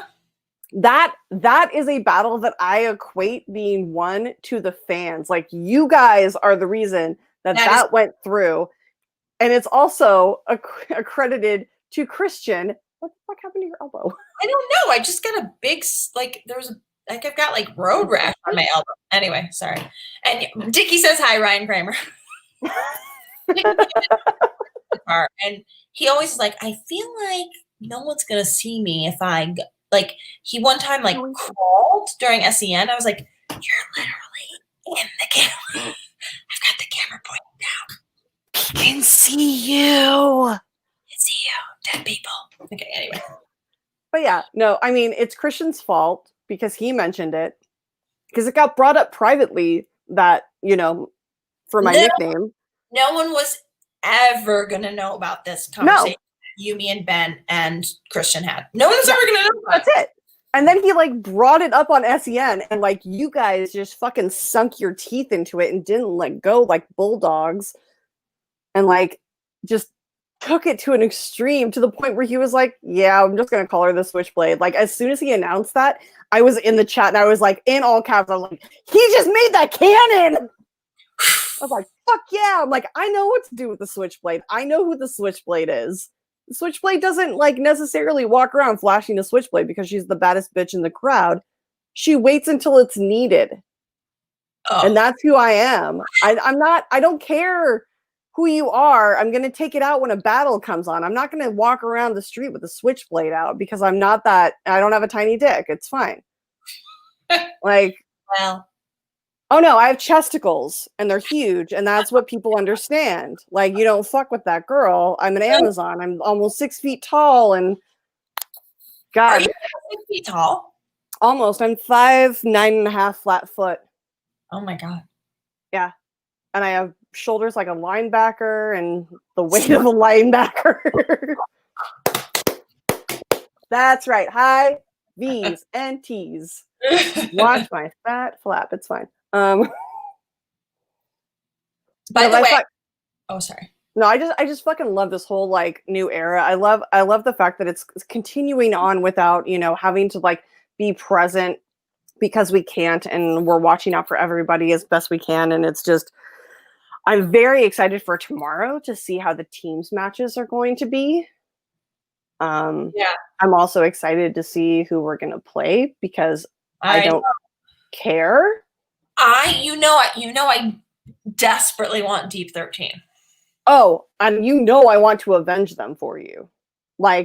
If we get Deep 13, it's going to be fucking puppy chow left of them. I don't care what they put on the wheel. We will end them because I know both of them as competitors and they have weaknesses and we are going to fucking exploit them like Achilles. Okay. That's my druthers is that it's Deep 13, but I have a feeling Final Exam could take it. I don't know. I mean, they can. They have all of the knowledge too, but it literally depends on the spin of the wheel. And if they come out on top, I feel like very early on, I said like the wheel is like the real decision maker of the game. And I have to say, like, I remember getting criticism for it, but I sort of stick by that to this day. Mhm.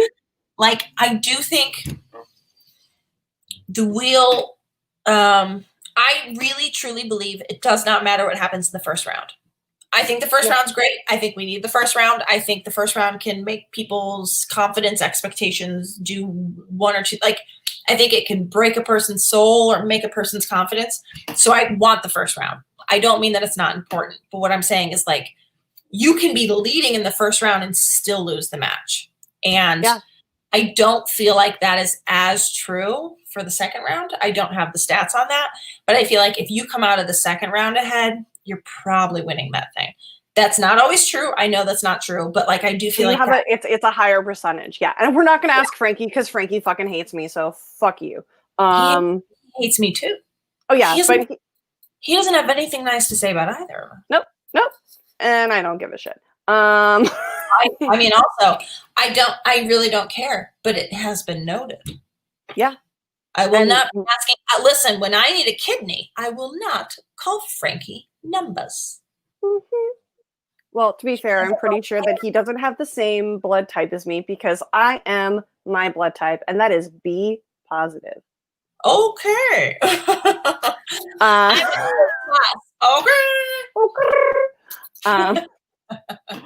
Sorry, doing that makes me miss my gay boys from touring life with Broadway shows. God, I miss their sparkle. We knew what you meant. Yeah. Oh, my babies. Touring with but yeah, Broadway, no, I mean round 2 is way more important. I mean, look at the last match that Ben and I had. I scored 4 points in round 1, and then we cleaned house in round 2 and destroyed them in round 3. Like it's fine. Like people have different strategies going into it. Oh, Lucas, you can give me a kidney.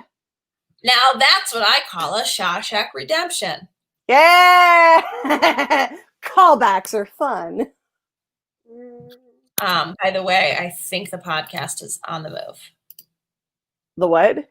I was gonna say I think my I think Lucas's podcast is on the move. I think it's gonna happen.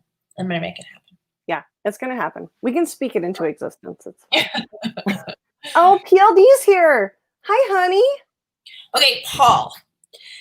Did you hear on SEN the other day when I tried to make a joke involving you and I was met with dead silence and everyone turned on me? I was laughing. Thank you. I was saying that Gotham, I was like, oh, you guys, Gotham PD stands for Gotham Hold Newsio. And they're all like, we're giving you nothing. We want you to sit in this. You're horrible. This is the worst pain you're going to have. Just sit in it, just sit in it, just sit in it. And I was like, okay, that was a bad joke. And they're like, that was a horrible joke. Oh, what's Paul saying to you? Oh, Jake put up an amazing Shawshank Redemption. What? Jake did? Jake. Lucas sent it to me during the. Hold on. But it's. Oh, speech right. Okay, gotcha.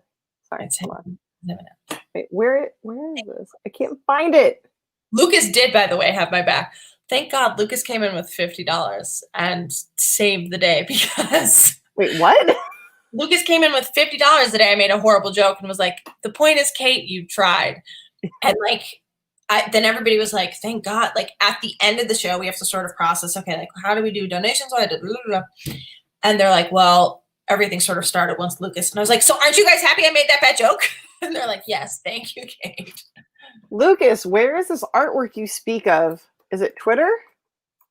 I'm trying to find it. I want to post it so badly. I sent it to you on Twitter. It's him and Alex. It's everything I wanted it to be. Oh my God. Hold on. We will share with the people. Hey guys, comment below if you want Shawshank Redemption to be a podcast. That yes. That Jake needs quickly. I really love that Team Lucas is over Alex and the Team Alex is over Lucas, and the face is just amazing. It Also, just makes me happy. Like that particular hairstyle. Lucas. So yeah, it works perfectly. I actually saw a PLD. You know, you can come in like I PLD is amazing, and he has access to the channel. You can come and alter things whenever you want. Oh wait, why am I on call to action? Hold on. By the way, when I met Paul's wife, whose name I know, Kim. No, I said Caroline. Just kidding. I was like, "Thank you so much. Paul pays my paychecks," and she was like, "What?" I was like, "Just kidding. He doesn't donate all the time." No, not at all. No, Kim. So Paul is my live event husband. This happened. This was established in January of 2019 at the New York event. When we became friends, and then I started to drink a little heavily, and I was like, "So you're my husband this weekend, and you're going to make sure that I don't do anything stupid." So he became my live event husband because every time we met up after that, he was watching after me, because the live events are my time to fucking let loose, and we're amongst friends and whatever.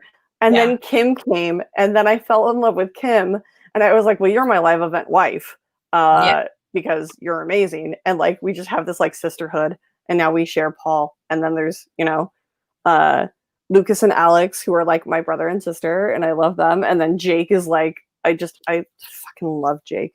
There's just the family that has been established within the fandom is so extensive.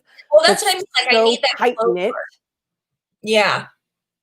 I have to say, like, at the free-for-all, I sort of knew nobody, and like meeting everybody at the free-for-all, I was like, "Oh, this is Jake. Okay, I've heard of Jake." And then like putting everybody together, and then like I was like, "Oh, everyone's interconnected." Like it's sort of, I don't know. It's I'm trying to think, like, so I don't know. Did you hear Christian on Bert Kreischer's? Oh. Did you hear Christian on Bert Kreischer's podcast by any chance? He was on it yesterday. I haven't watched it yet. Yeah.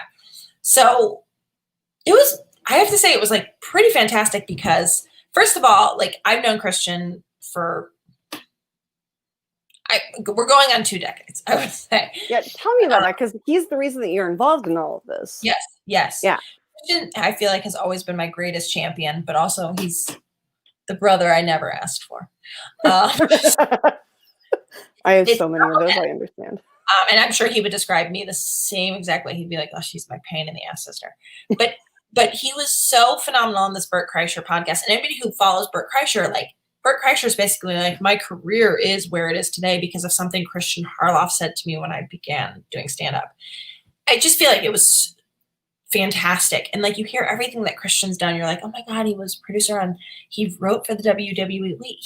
It's like you, Rachel. I feel like it's like, she did this and it, like, it's just like it's like the Beatles, right?" You just put me in line with Christian Harloff, and that just like took me back a little bit. I'm like, no.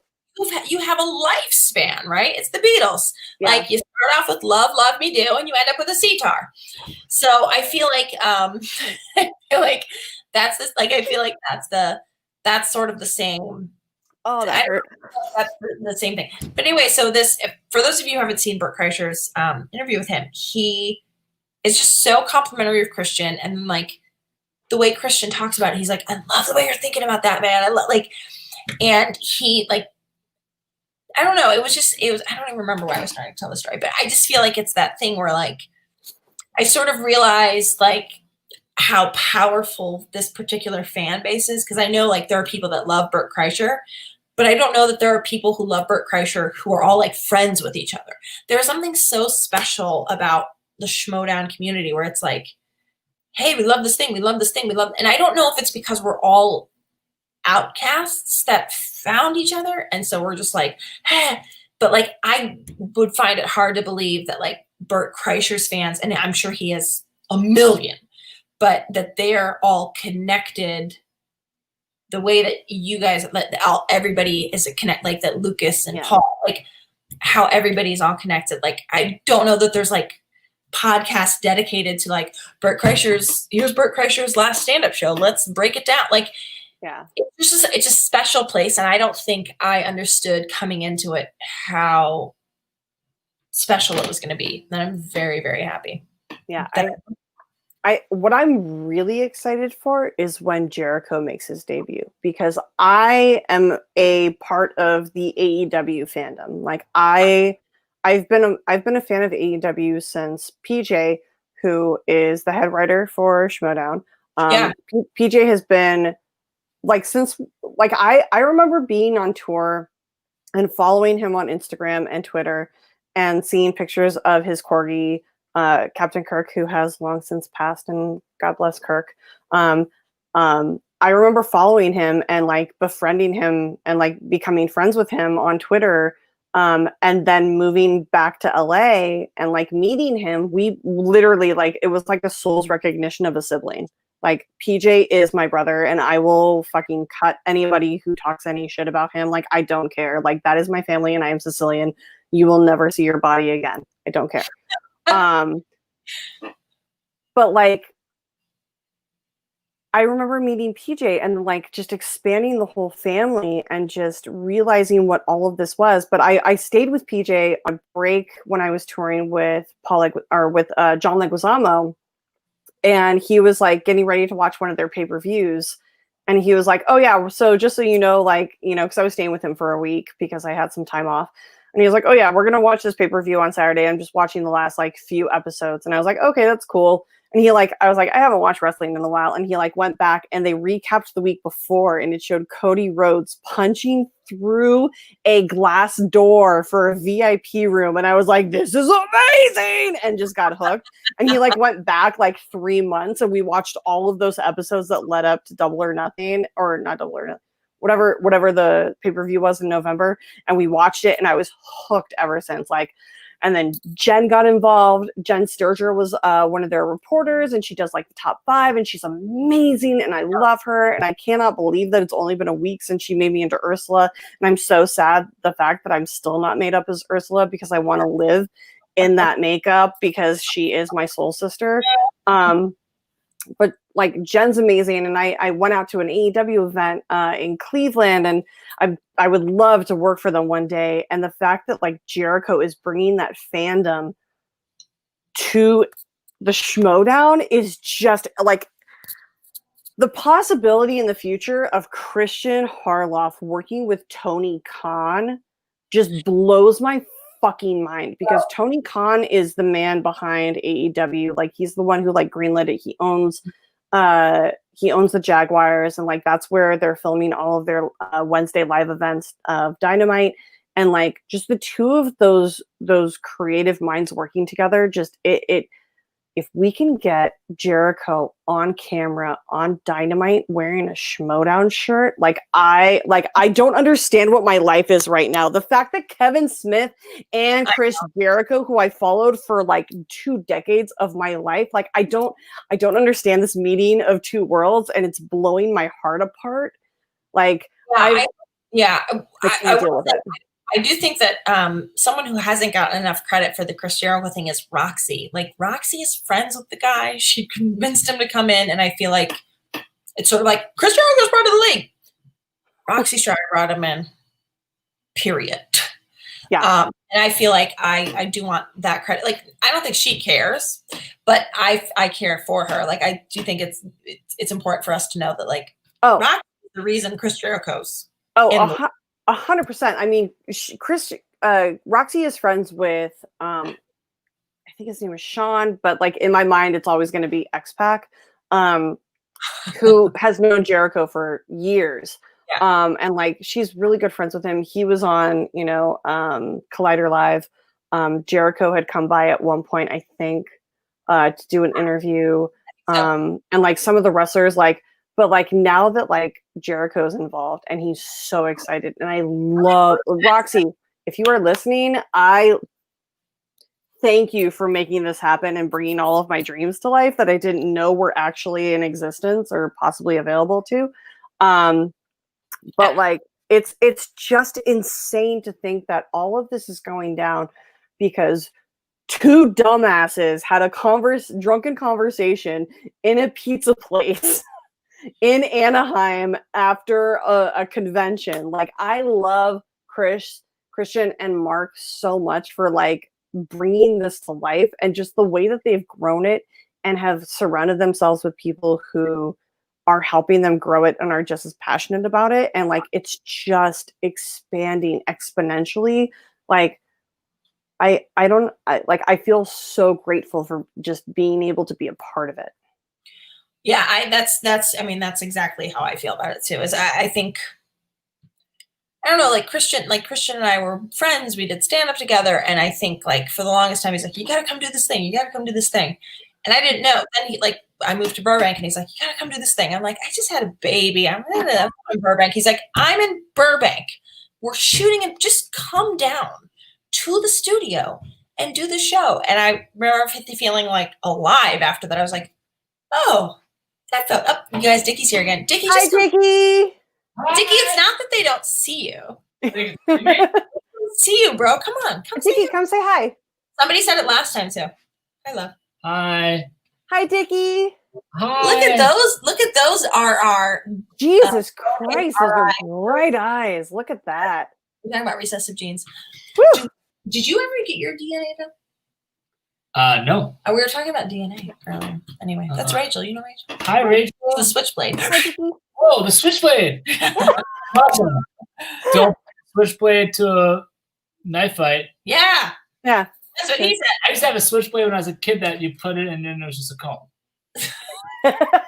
That's what my partner has. Yeah, that's actually what Ben has. That's true. You guys, real quick, Dickie just needs to grab the electric. Just gotta go rock out. Cool. Go rock out, buddy. It's gotta stretch. Okay, by the way, Saul just talking about how you love Larry Bird. Saul goes, hey, Dickie, Larry Bird, am I right? I said, I think the fact that you think Larry Bird is the greatest basketball player of all time makes you racist. It does. Is that it? This isn't a podcast, is it? Yeah, well, it's live. It's fine. It's live. Just edit that out. No, I can't. nothing happened, Dickie. Bye, Dickie. Bye. Do you need your funny little piano? Hey, do you need your funny little piano? Does he play guitar or bass? This is his funny little piano. Oh my god. It's like a keytar.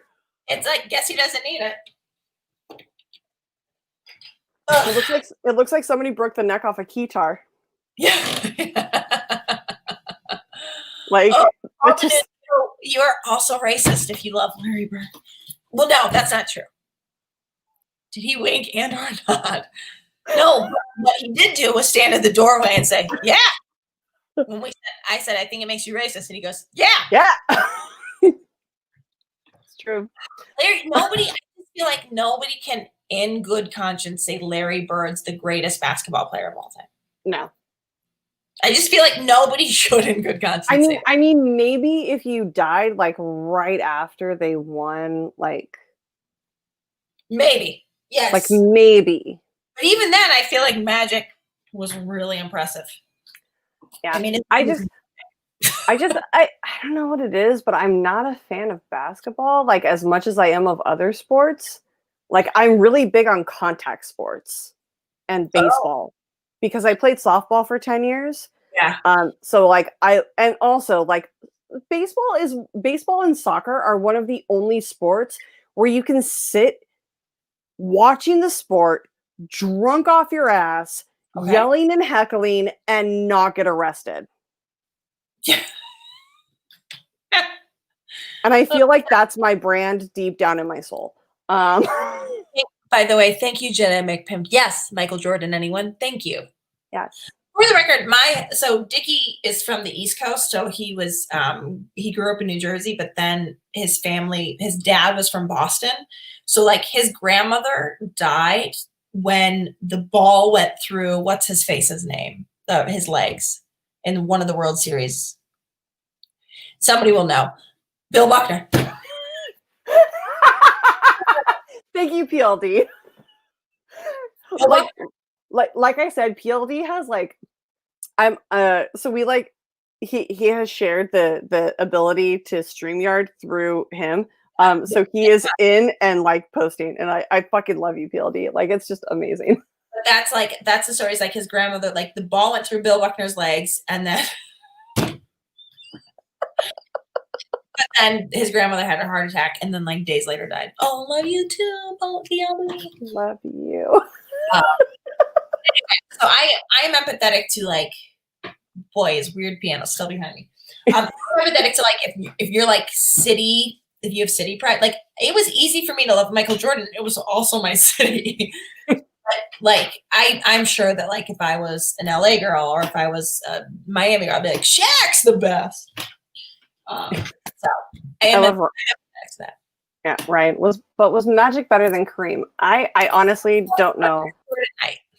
Jordan, when you played against Kareem Abdul-Jabbar in the Walt Disney World special, then KOTV.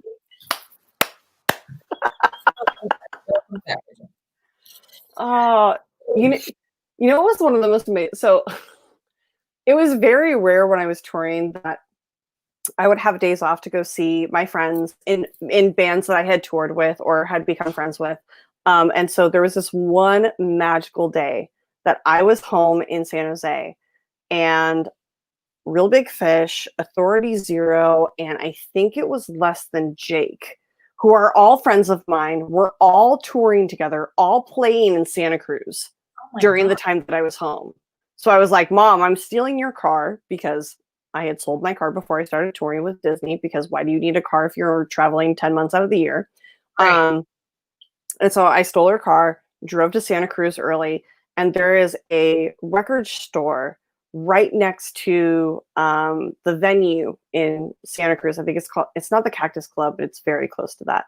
The Cactus Club was in San Jose and that closed down, but Nirvana played there. I remember that. So I went there and I was shopping around and I found New Kids on the Block's Greatest Hits CD. And I was like, I don't care how much they're charging. I'm buying this. And it was like $4 after tax. And I was like, oh my God, I know what I'm listening to as I go home from like driving, because driving from Santa Cruz to San Jose is very treacherous. You have to drive on Highway 17, which is one of the most dangerous drives in the country. It's very windy, but it's also very high elevation, and it's also high precipitation. So there's a very high percentage of chance that there is black ice.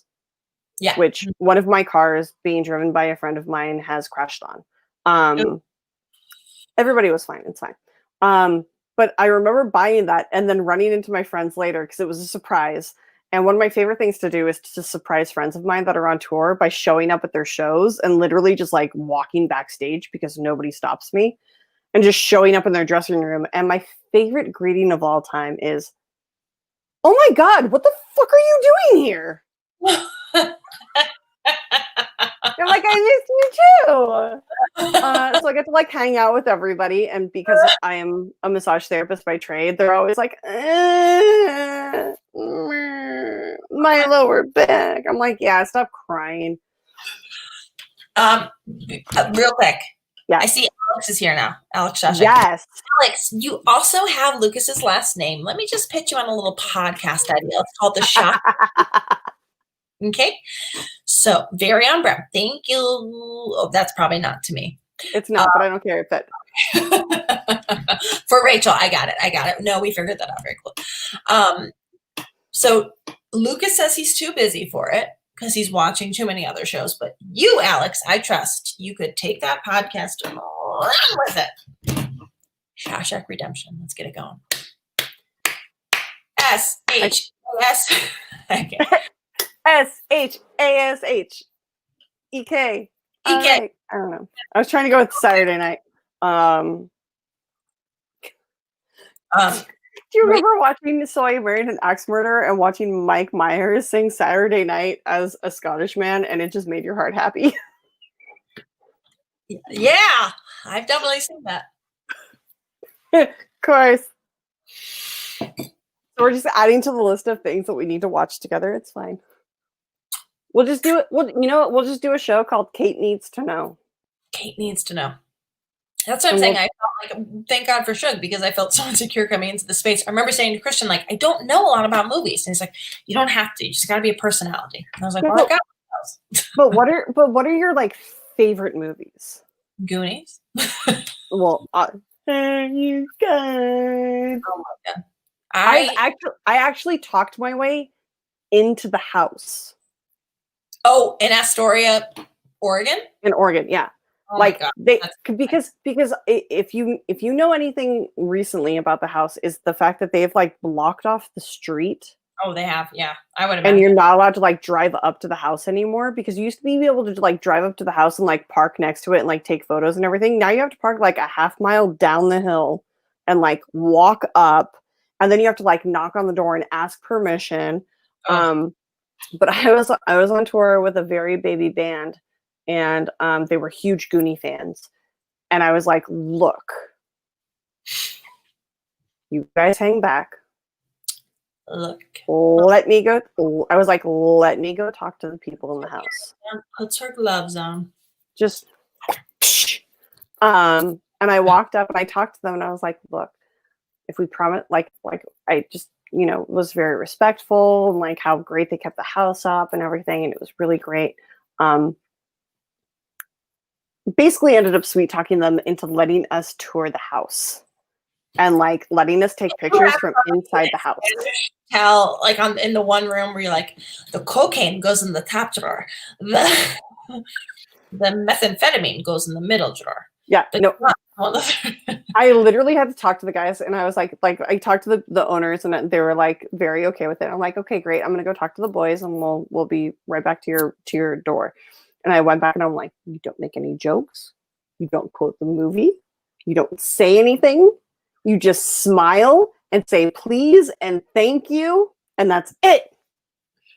And that's it. Ugh.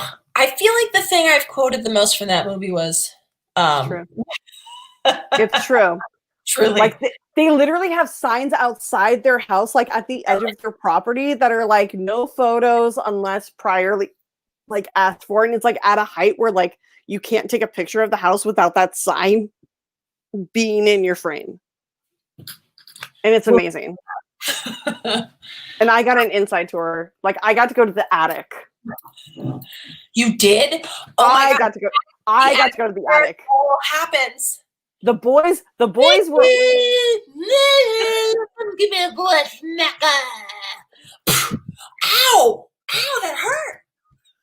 The boys were only allowed in the house, and I had to leave them in the living room. And the wife was like, the mom of the house was like, follow me. And she took me up to the attic, and I got to be in the attic. Like I didn't take my phone out. I didn't take any pictures. I just got to stand there and enjoy and look around and just like. A news clipping of Chester Copperpot. Yeah. Stapled to the eaves. You're lying. No, not at all. I mean, to be fair, this was like 10 years ago, 15 years ago. But still, yeah, it was there. Oh my God. Like the attic was not touched. It was amazing. That's unbelievable. I used to nanny near the Home Alone house. I love that, Alex. Sure. But Alex, what about Shawshank Redemption? Don't you feel like it'd be a great podcast? Oh, first of all, no. Rachel doesn't poke the bear. Ever. No. I believe in ghosts. I believe in spirits. And Dean, this is not longer than a supernatural convention. Those things last for 3 or 4 days. And I love you so much. But for the record, Dean, I was just like, oh, it's almost 10. Mama need to go to bed. So the baby's going to wake up. So I don't know how long I'm supposed to be here. So I'm sorry if I'm like, by the way, I think I'm going to have to go to bed soon. No, to be fair, it's whenever you want. Yes, and Chuck, we trust. Yes, we love. Oh my God, I'm trying to get Rob on the show like nobody's business because I love him so dearly. No, whenever you need to leave, just let me know because we can talk forever. It's fine. I know. I feel like I need to leave soon. Okay. Okay, so on that note, guys, if you have any questions, please throw the questions into a super chat. Or I'm sorry, not a super chat, into the Streamlabs, because my brain is working. Oh, PLD sent something in. Just had to hop in since I can't usually watch live. You guys are both amazing, inspiring, and hilarious. We're lucky to have you in our community. I love you so much, PLD. You're the best. The question was, do we love him in the same way? Yes. 100% yes. Yes. Yes. Like the fact that I can't hug people right now just makes me so sad. I love that Paul posted as me into the chat. Yes, that is the Streamlabs. I was like, Rachel, that was very gifted that you put that in. You're very coherent to be able to. PLD, I love you so much. I'm really not, because I love him about like this was full and now it's down to here, and this is tequila. And he knows. I feel like, so I lived in Nashville for a year and a half. Thank you, baby. I lived in Nashville for a year and a half, and if you don't know anything about country music, there is a song literally called "Tequila Makes Your Clothes Fall Off," and it's led me to believe that I drank with that band, because the song literally starts with like it talks about a girl who like loses her like shoe and then her purse and then her contacts, and then she has to go home like wrapped in a tablecloth, and I'm like, no, that's tequila, which is why I'm drinking this with you while I'm home. Like, do you want to do wine or tequila or vodka? What's your thing? I was like, margaritas. I was like, done. And then I fucked up and forgot. I owe PC, by the way, I think she's still here.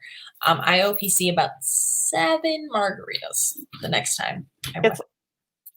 This will all end eventually. We'll all get together, and we're all just going to be a drunken, crying, hugging mess. And someone's going to come home pregnant. Yeah. and I pray to God it's not me. Yeah, I'm like the female Mark Ellis, where I'm like, I'm so happy being an aunt, but I do not want children. And I had to have. Listen. I love when people know themselves well enough to know if that's their thing or not. But Mark Ellis, to me, is such a travesty if he doesn't become a father. He would be the greatest father of all time. Oh, yeah. Because he had the greatest father of all. Like, I can't, I'm constantly like, do you want to meet my friend? Like, I just want him. I know he needs his Sunday to watch football. I know he's got things. I know he like wants to travel. I know, but there's also women like that. Like, he can actually find like a good partner. Yeah. Like, who's like, I don't need to. I'm him. No, I'm like literally him. I'm like, we can, like, I've literally spoken to him about this. I'm like, you know that we would be like the perfect couple. Like, I understand life on the road. I can literally tell you, like, we understand like which hotels are the best in Cleveland. Yeah.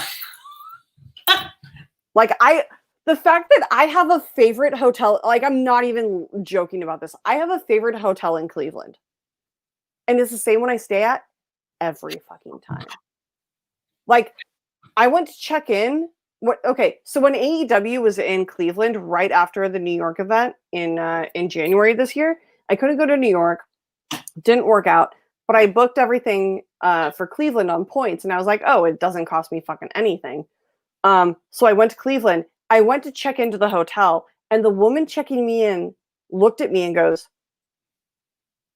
oh my God, it's so good to see you again. I hadn't been there in 3 years. Hotel. Well, I'll go stay there when this is over. It's so fucking great. There's like the best juice place like right around the corner.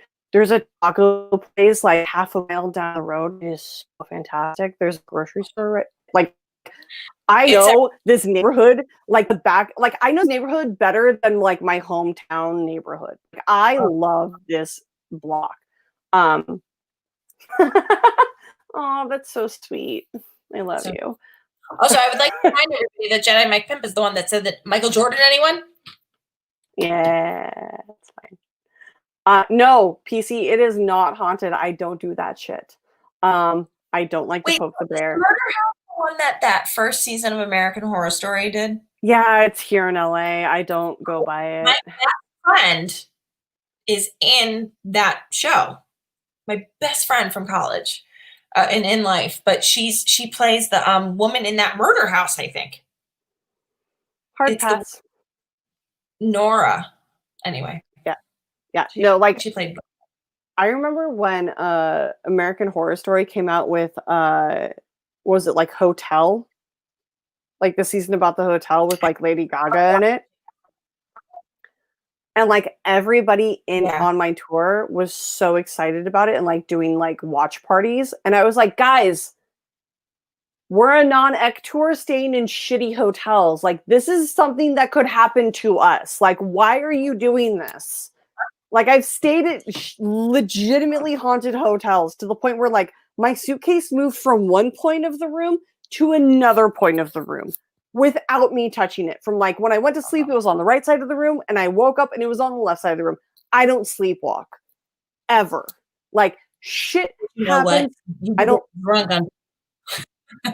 Yeah, I don't like to test the waters. I actually went to visit them.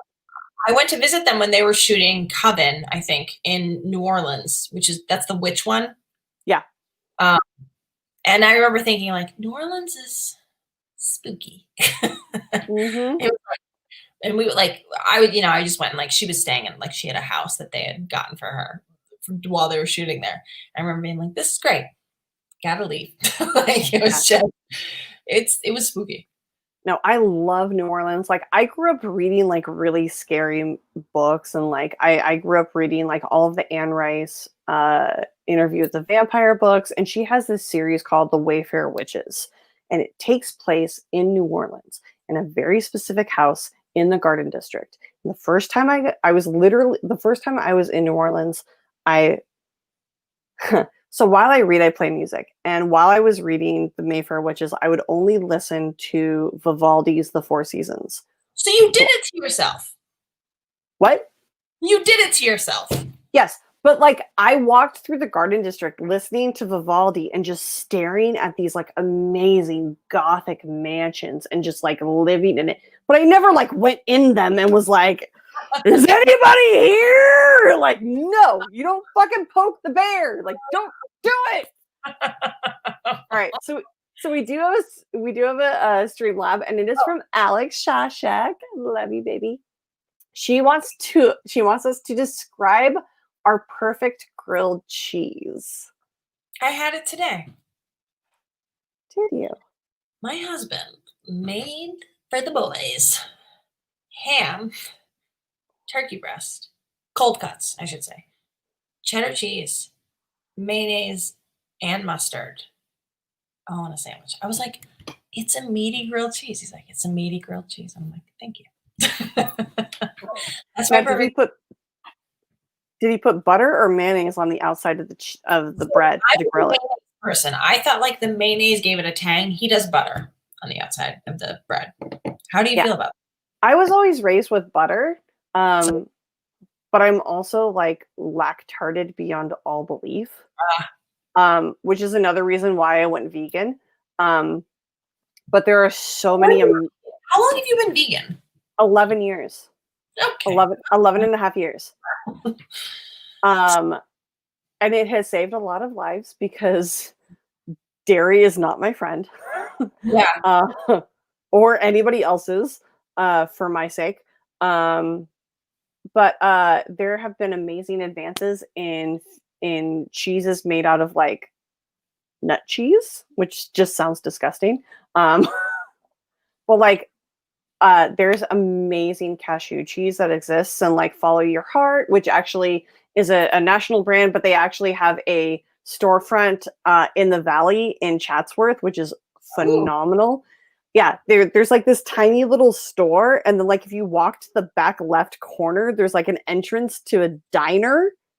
It's like this hidden gem. It's so delicious. They have the best breakfast. It's so good. Like you can get a vegan eggs Benedict, and you can't tell the difference. It's so delicious. But yeah, I I don't know if it's a grilled cheese, but like bacon bits, like the brand of bacon bits, if you don't know, aren't actually bacon, it's soy. Oh, Yeah. If you look at the ingredients, I have to say it sounded like you said bacon bits, which I was like, that's a dog food. bacon bits. Enunciate, Rachel. I try, but I've had a lot of tequila, so I don't know. But bacon bits are actually soy, like with soaked in like maple syrup and apple cider vinegar and maple syrup, and it's delicious. And like if you throw that into a like a grilled cheese, and I don't know what it is, but I love to like sliced ripe tomato in a grilled cheese, like not a thick slice, but like a super thin slice, just to get that like acidity. Yeah. I think it's really delicious. But at this point, I would actually put vegan mayonnaise on the outside, because I think that vegan mayonnaise is incredibly like it's more flavorful than real mayonnaise. It's just something that they have to do, because it's like, oh, we're just tricking your taste buds, but it tastes better because they have to like fake that flavor. And so the spices are more on point. I don't know, but it's delicious. All right, I'm gonna check one more time for Streamlabs, guys. Get that in. If you're not, I'm gonna have to bet. I like that you're vegan, but you're not like an asshole about it. Yeah, I don't mean to say that vegans are assholes about it, but I feel like a lot of times people are vegans and are like, everyone should be a vegan, and maybe that is true.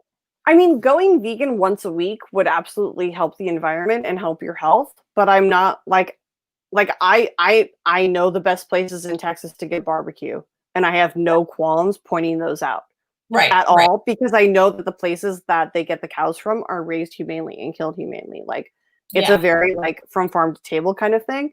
But also like I literally met with the head chef for Ruth's Chris in a bar in an airport bar in Chicago, and convinced him to change all of his sides, instead of being cooked in butter, to being cooked in olive oil, so that they're vegan and they can appeal to more people.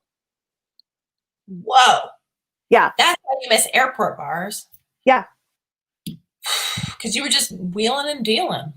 He asked if I want, we were talking. He asked if I wanted to share like a loaded tater tots, and I was like, I can't eat cheese because I'm vegan. He goes, oh, it's really interesting. Like, tell me about it. And we had this whole conversation about it. And I was like, yeah, it'd be amazing if like literally all restaurants have to do in order to bring in the vegan clientele is to like not cook food in butter. That's all they have to do. Yeah. Like, because most of their sides are cooked in butter, and all they have to do is cook it in olive oil or avocado oil, and it doesn't change their price point any.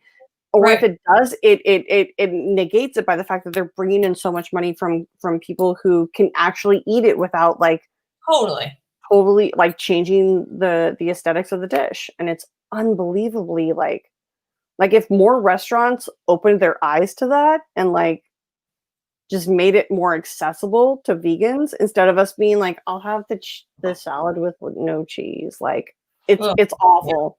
I hate going into places like that, but I know that I can go into Ruth's Chris and order anything off of their sides, which are delicious, because now I know that they're cooked in olive oil or canola oil and not in butter.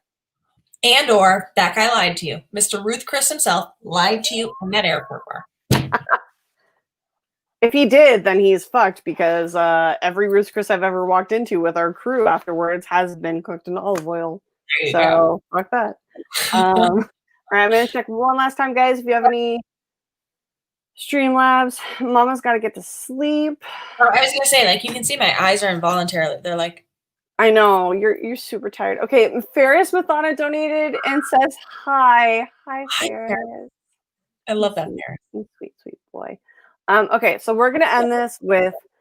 So one of my favorite movies of all time is Almost Famous, because a myriad of reasons, as I've toured and all that, and it's so beautiful, and I love Cameron Crowe.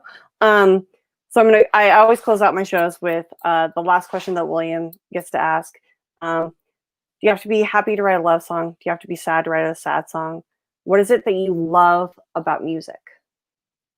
I know. I got deep after talking grilled cheese. Music, for me, taps into the part of me that's not my brain. So I like that about it, is that it's not, it doesn't require cognition for me. Like, God forbid I was ever in a coma. I feel like you could talk to me, sure. Or you could put on Biggie's Hypnotize and I would come out of the coma. Like, it just speaks to like a core, the core of me, I would say. I love that. I mean, there actually was that case of that girl that was in a coma and their family played, oh my God. Hold me closer, tiny day. No, I mean, to be fair, that was my very first concert. No, it was Green Day. They played Green Day because they were her favorite band and she came out of the coma. Do you remember this? It was like early 80s or early 90s. I love that every time I ask that question, we get a different answer. So, by the way, for those of you who haven't seen it, when Biggie Smalls passed away, it's so powerful to watch. There's a funeral procession of his body through Brooklyn, and somebody starts playing Hypnotize, and they riot, basically. I mean, not in a bad way, but it's just like they celebrate. Yeah, like how can you not hear? Like, how can you not hear that beat and not just like explode? Like, there's no cognition required. Anyway, it just taps into that part of you. Yeah. Well, thank you so much. I'm gonna put you backstage for a second while I make some announcements. But I love you so much. Thank you so much for coming on, guys. Thank you. Great. You're wonderful fans. Shawshank Redemption. Check them out next week when their podcast starts.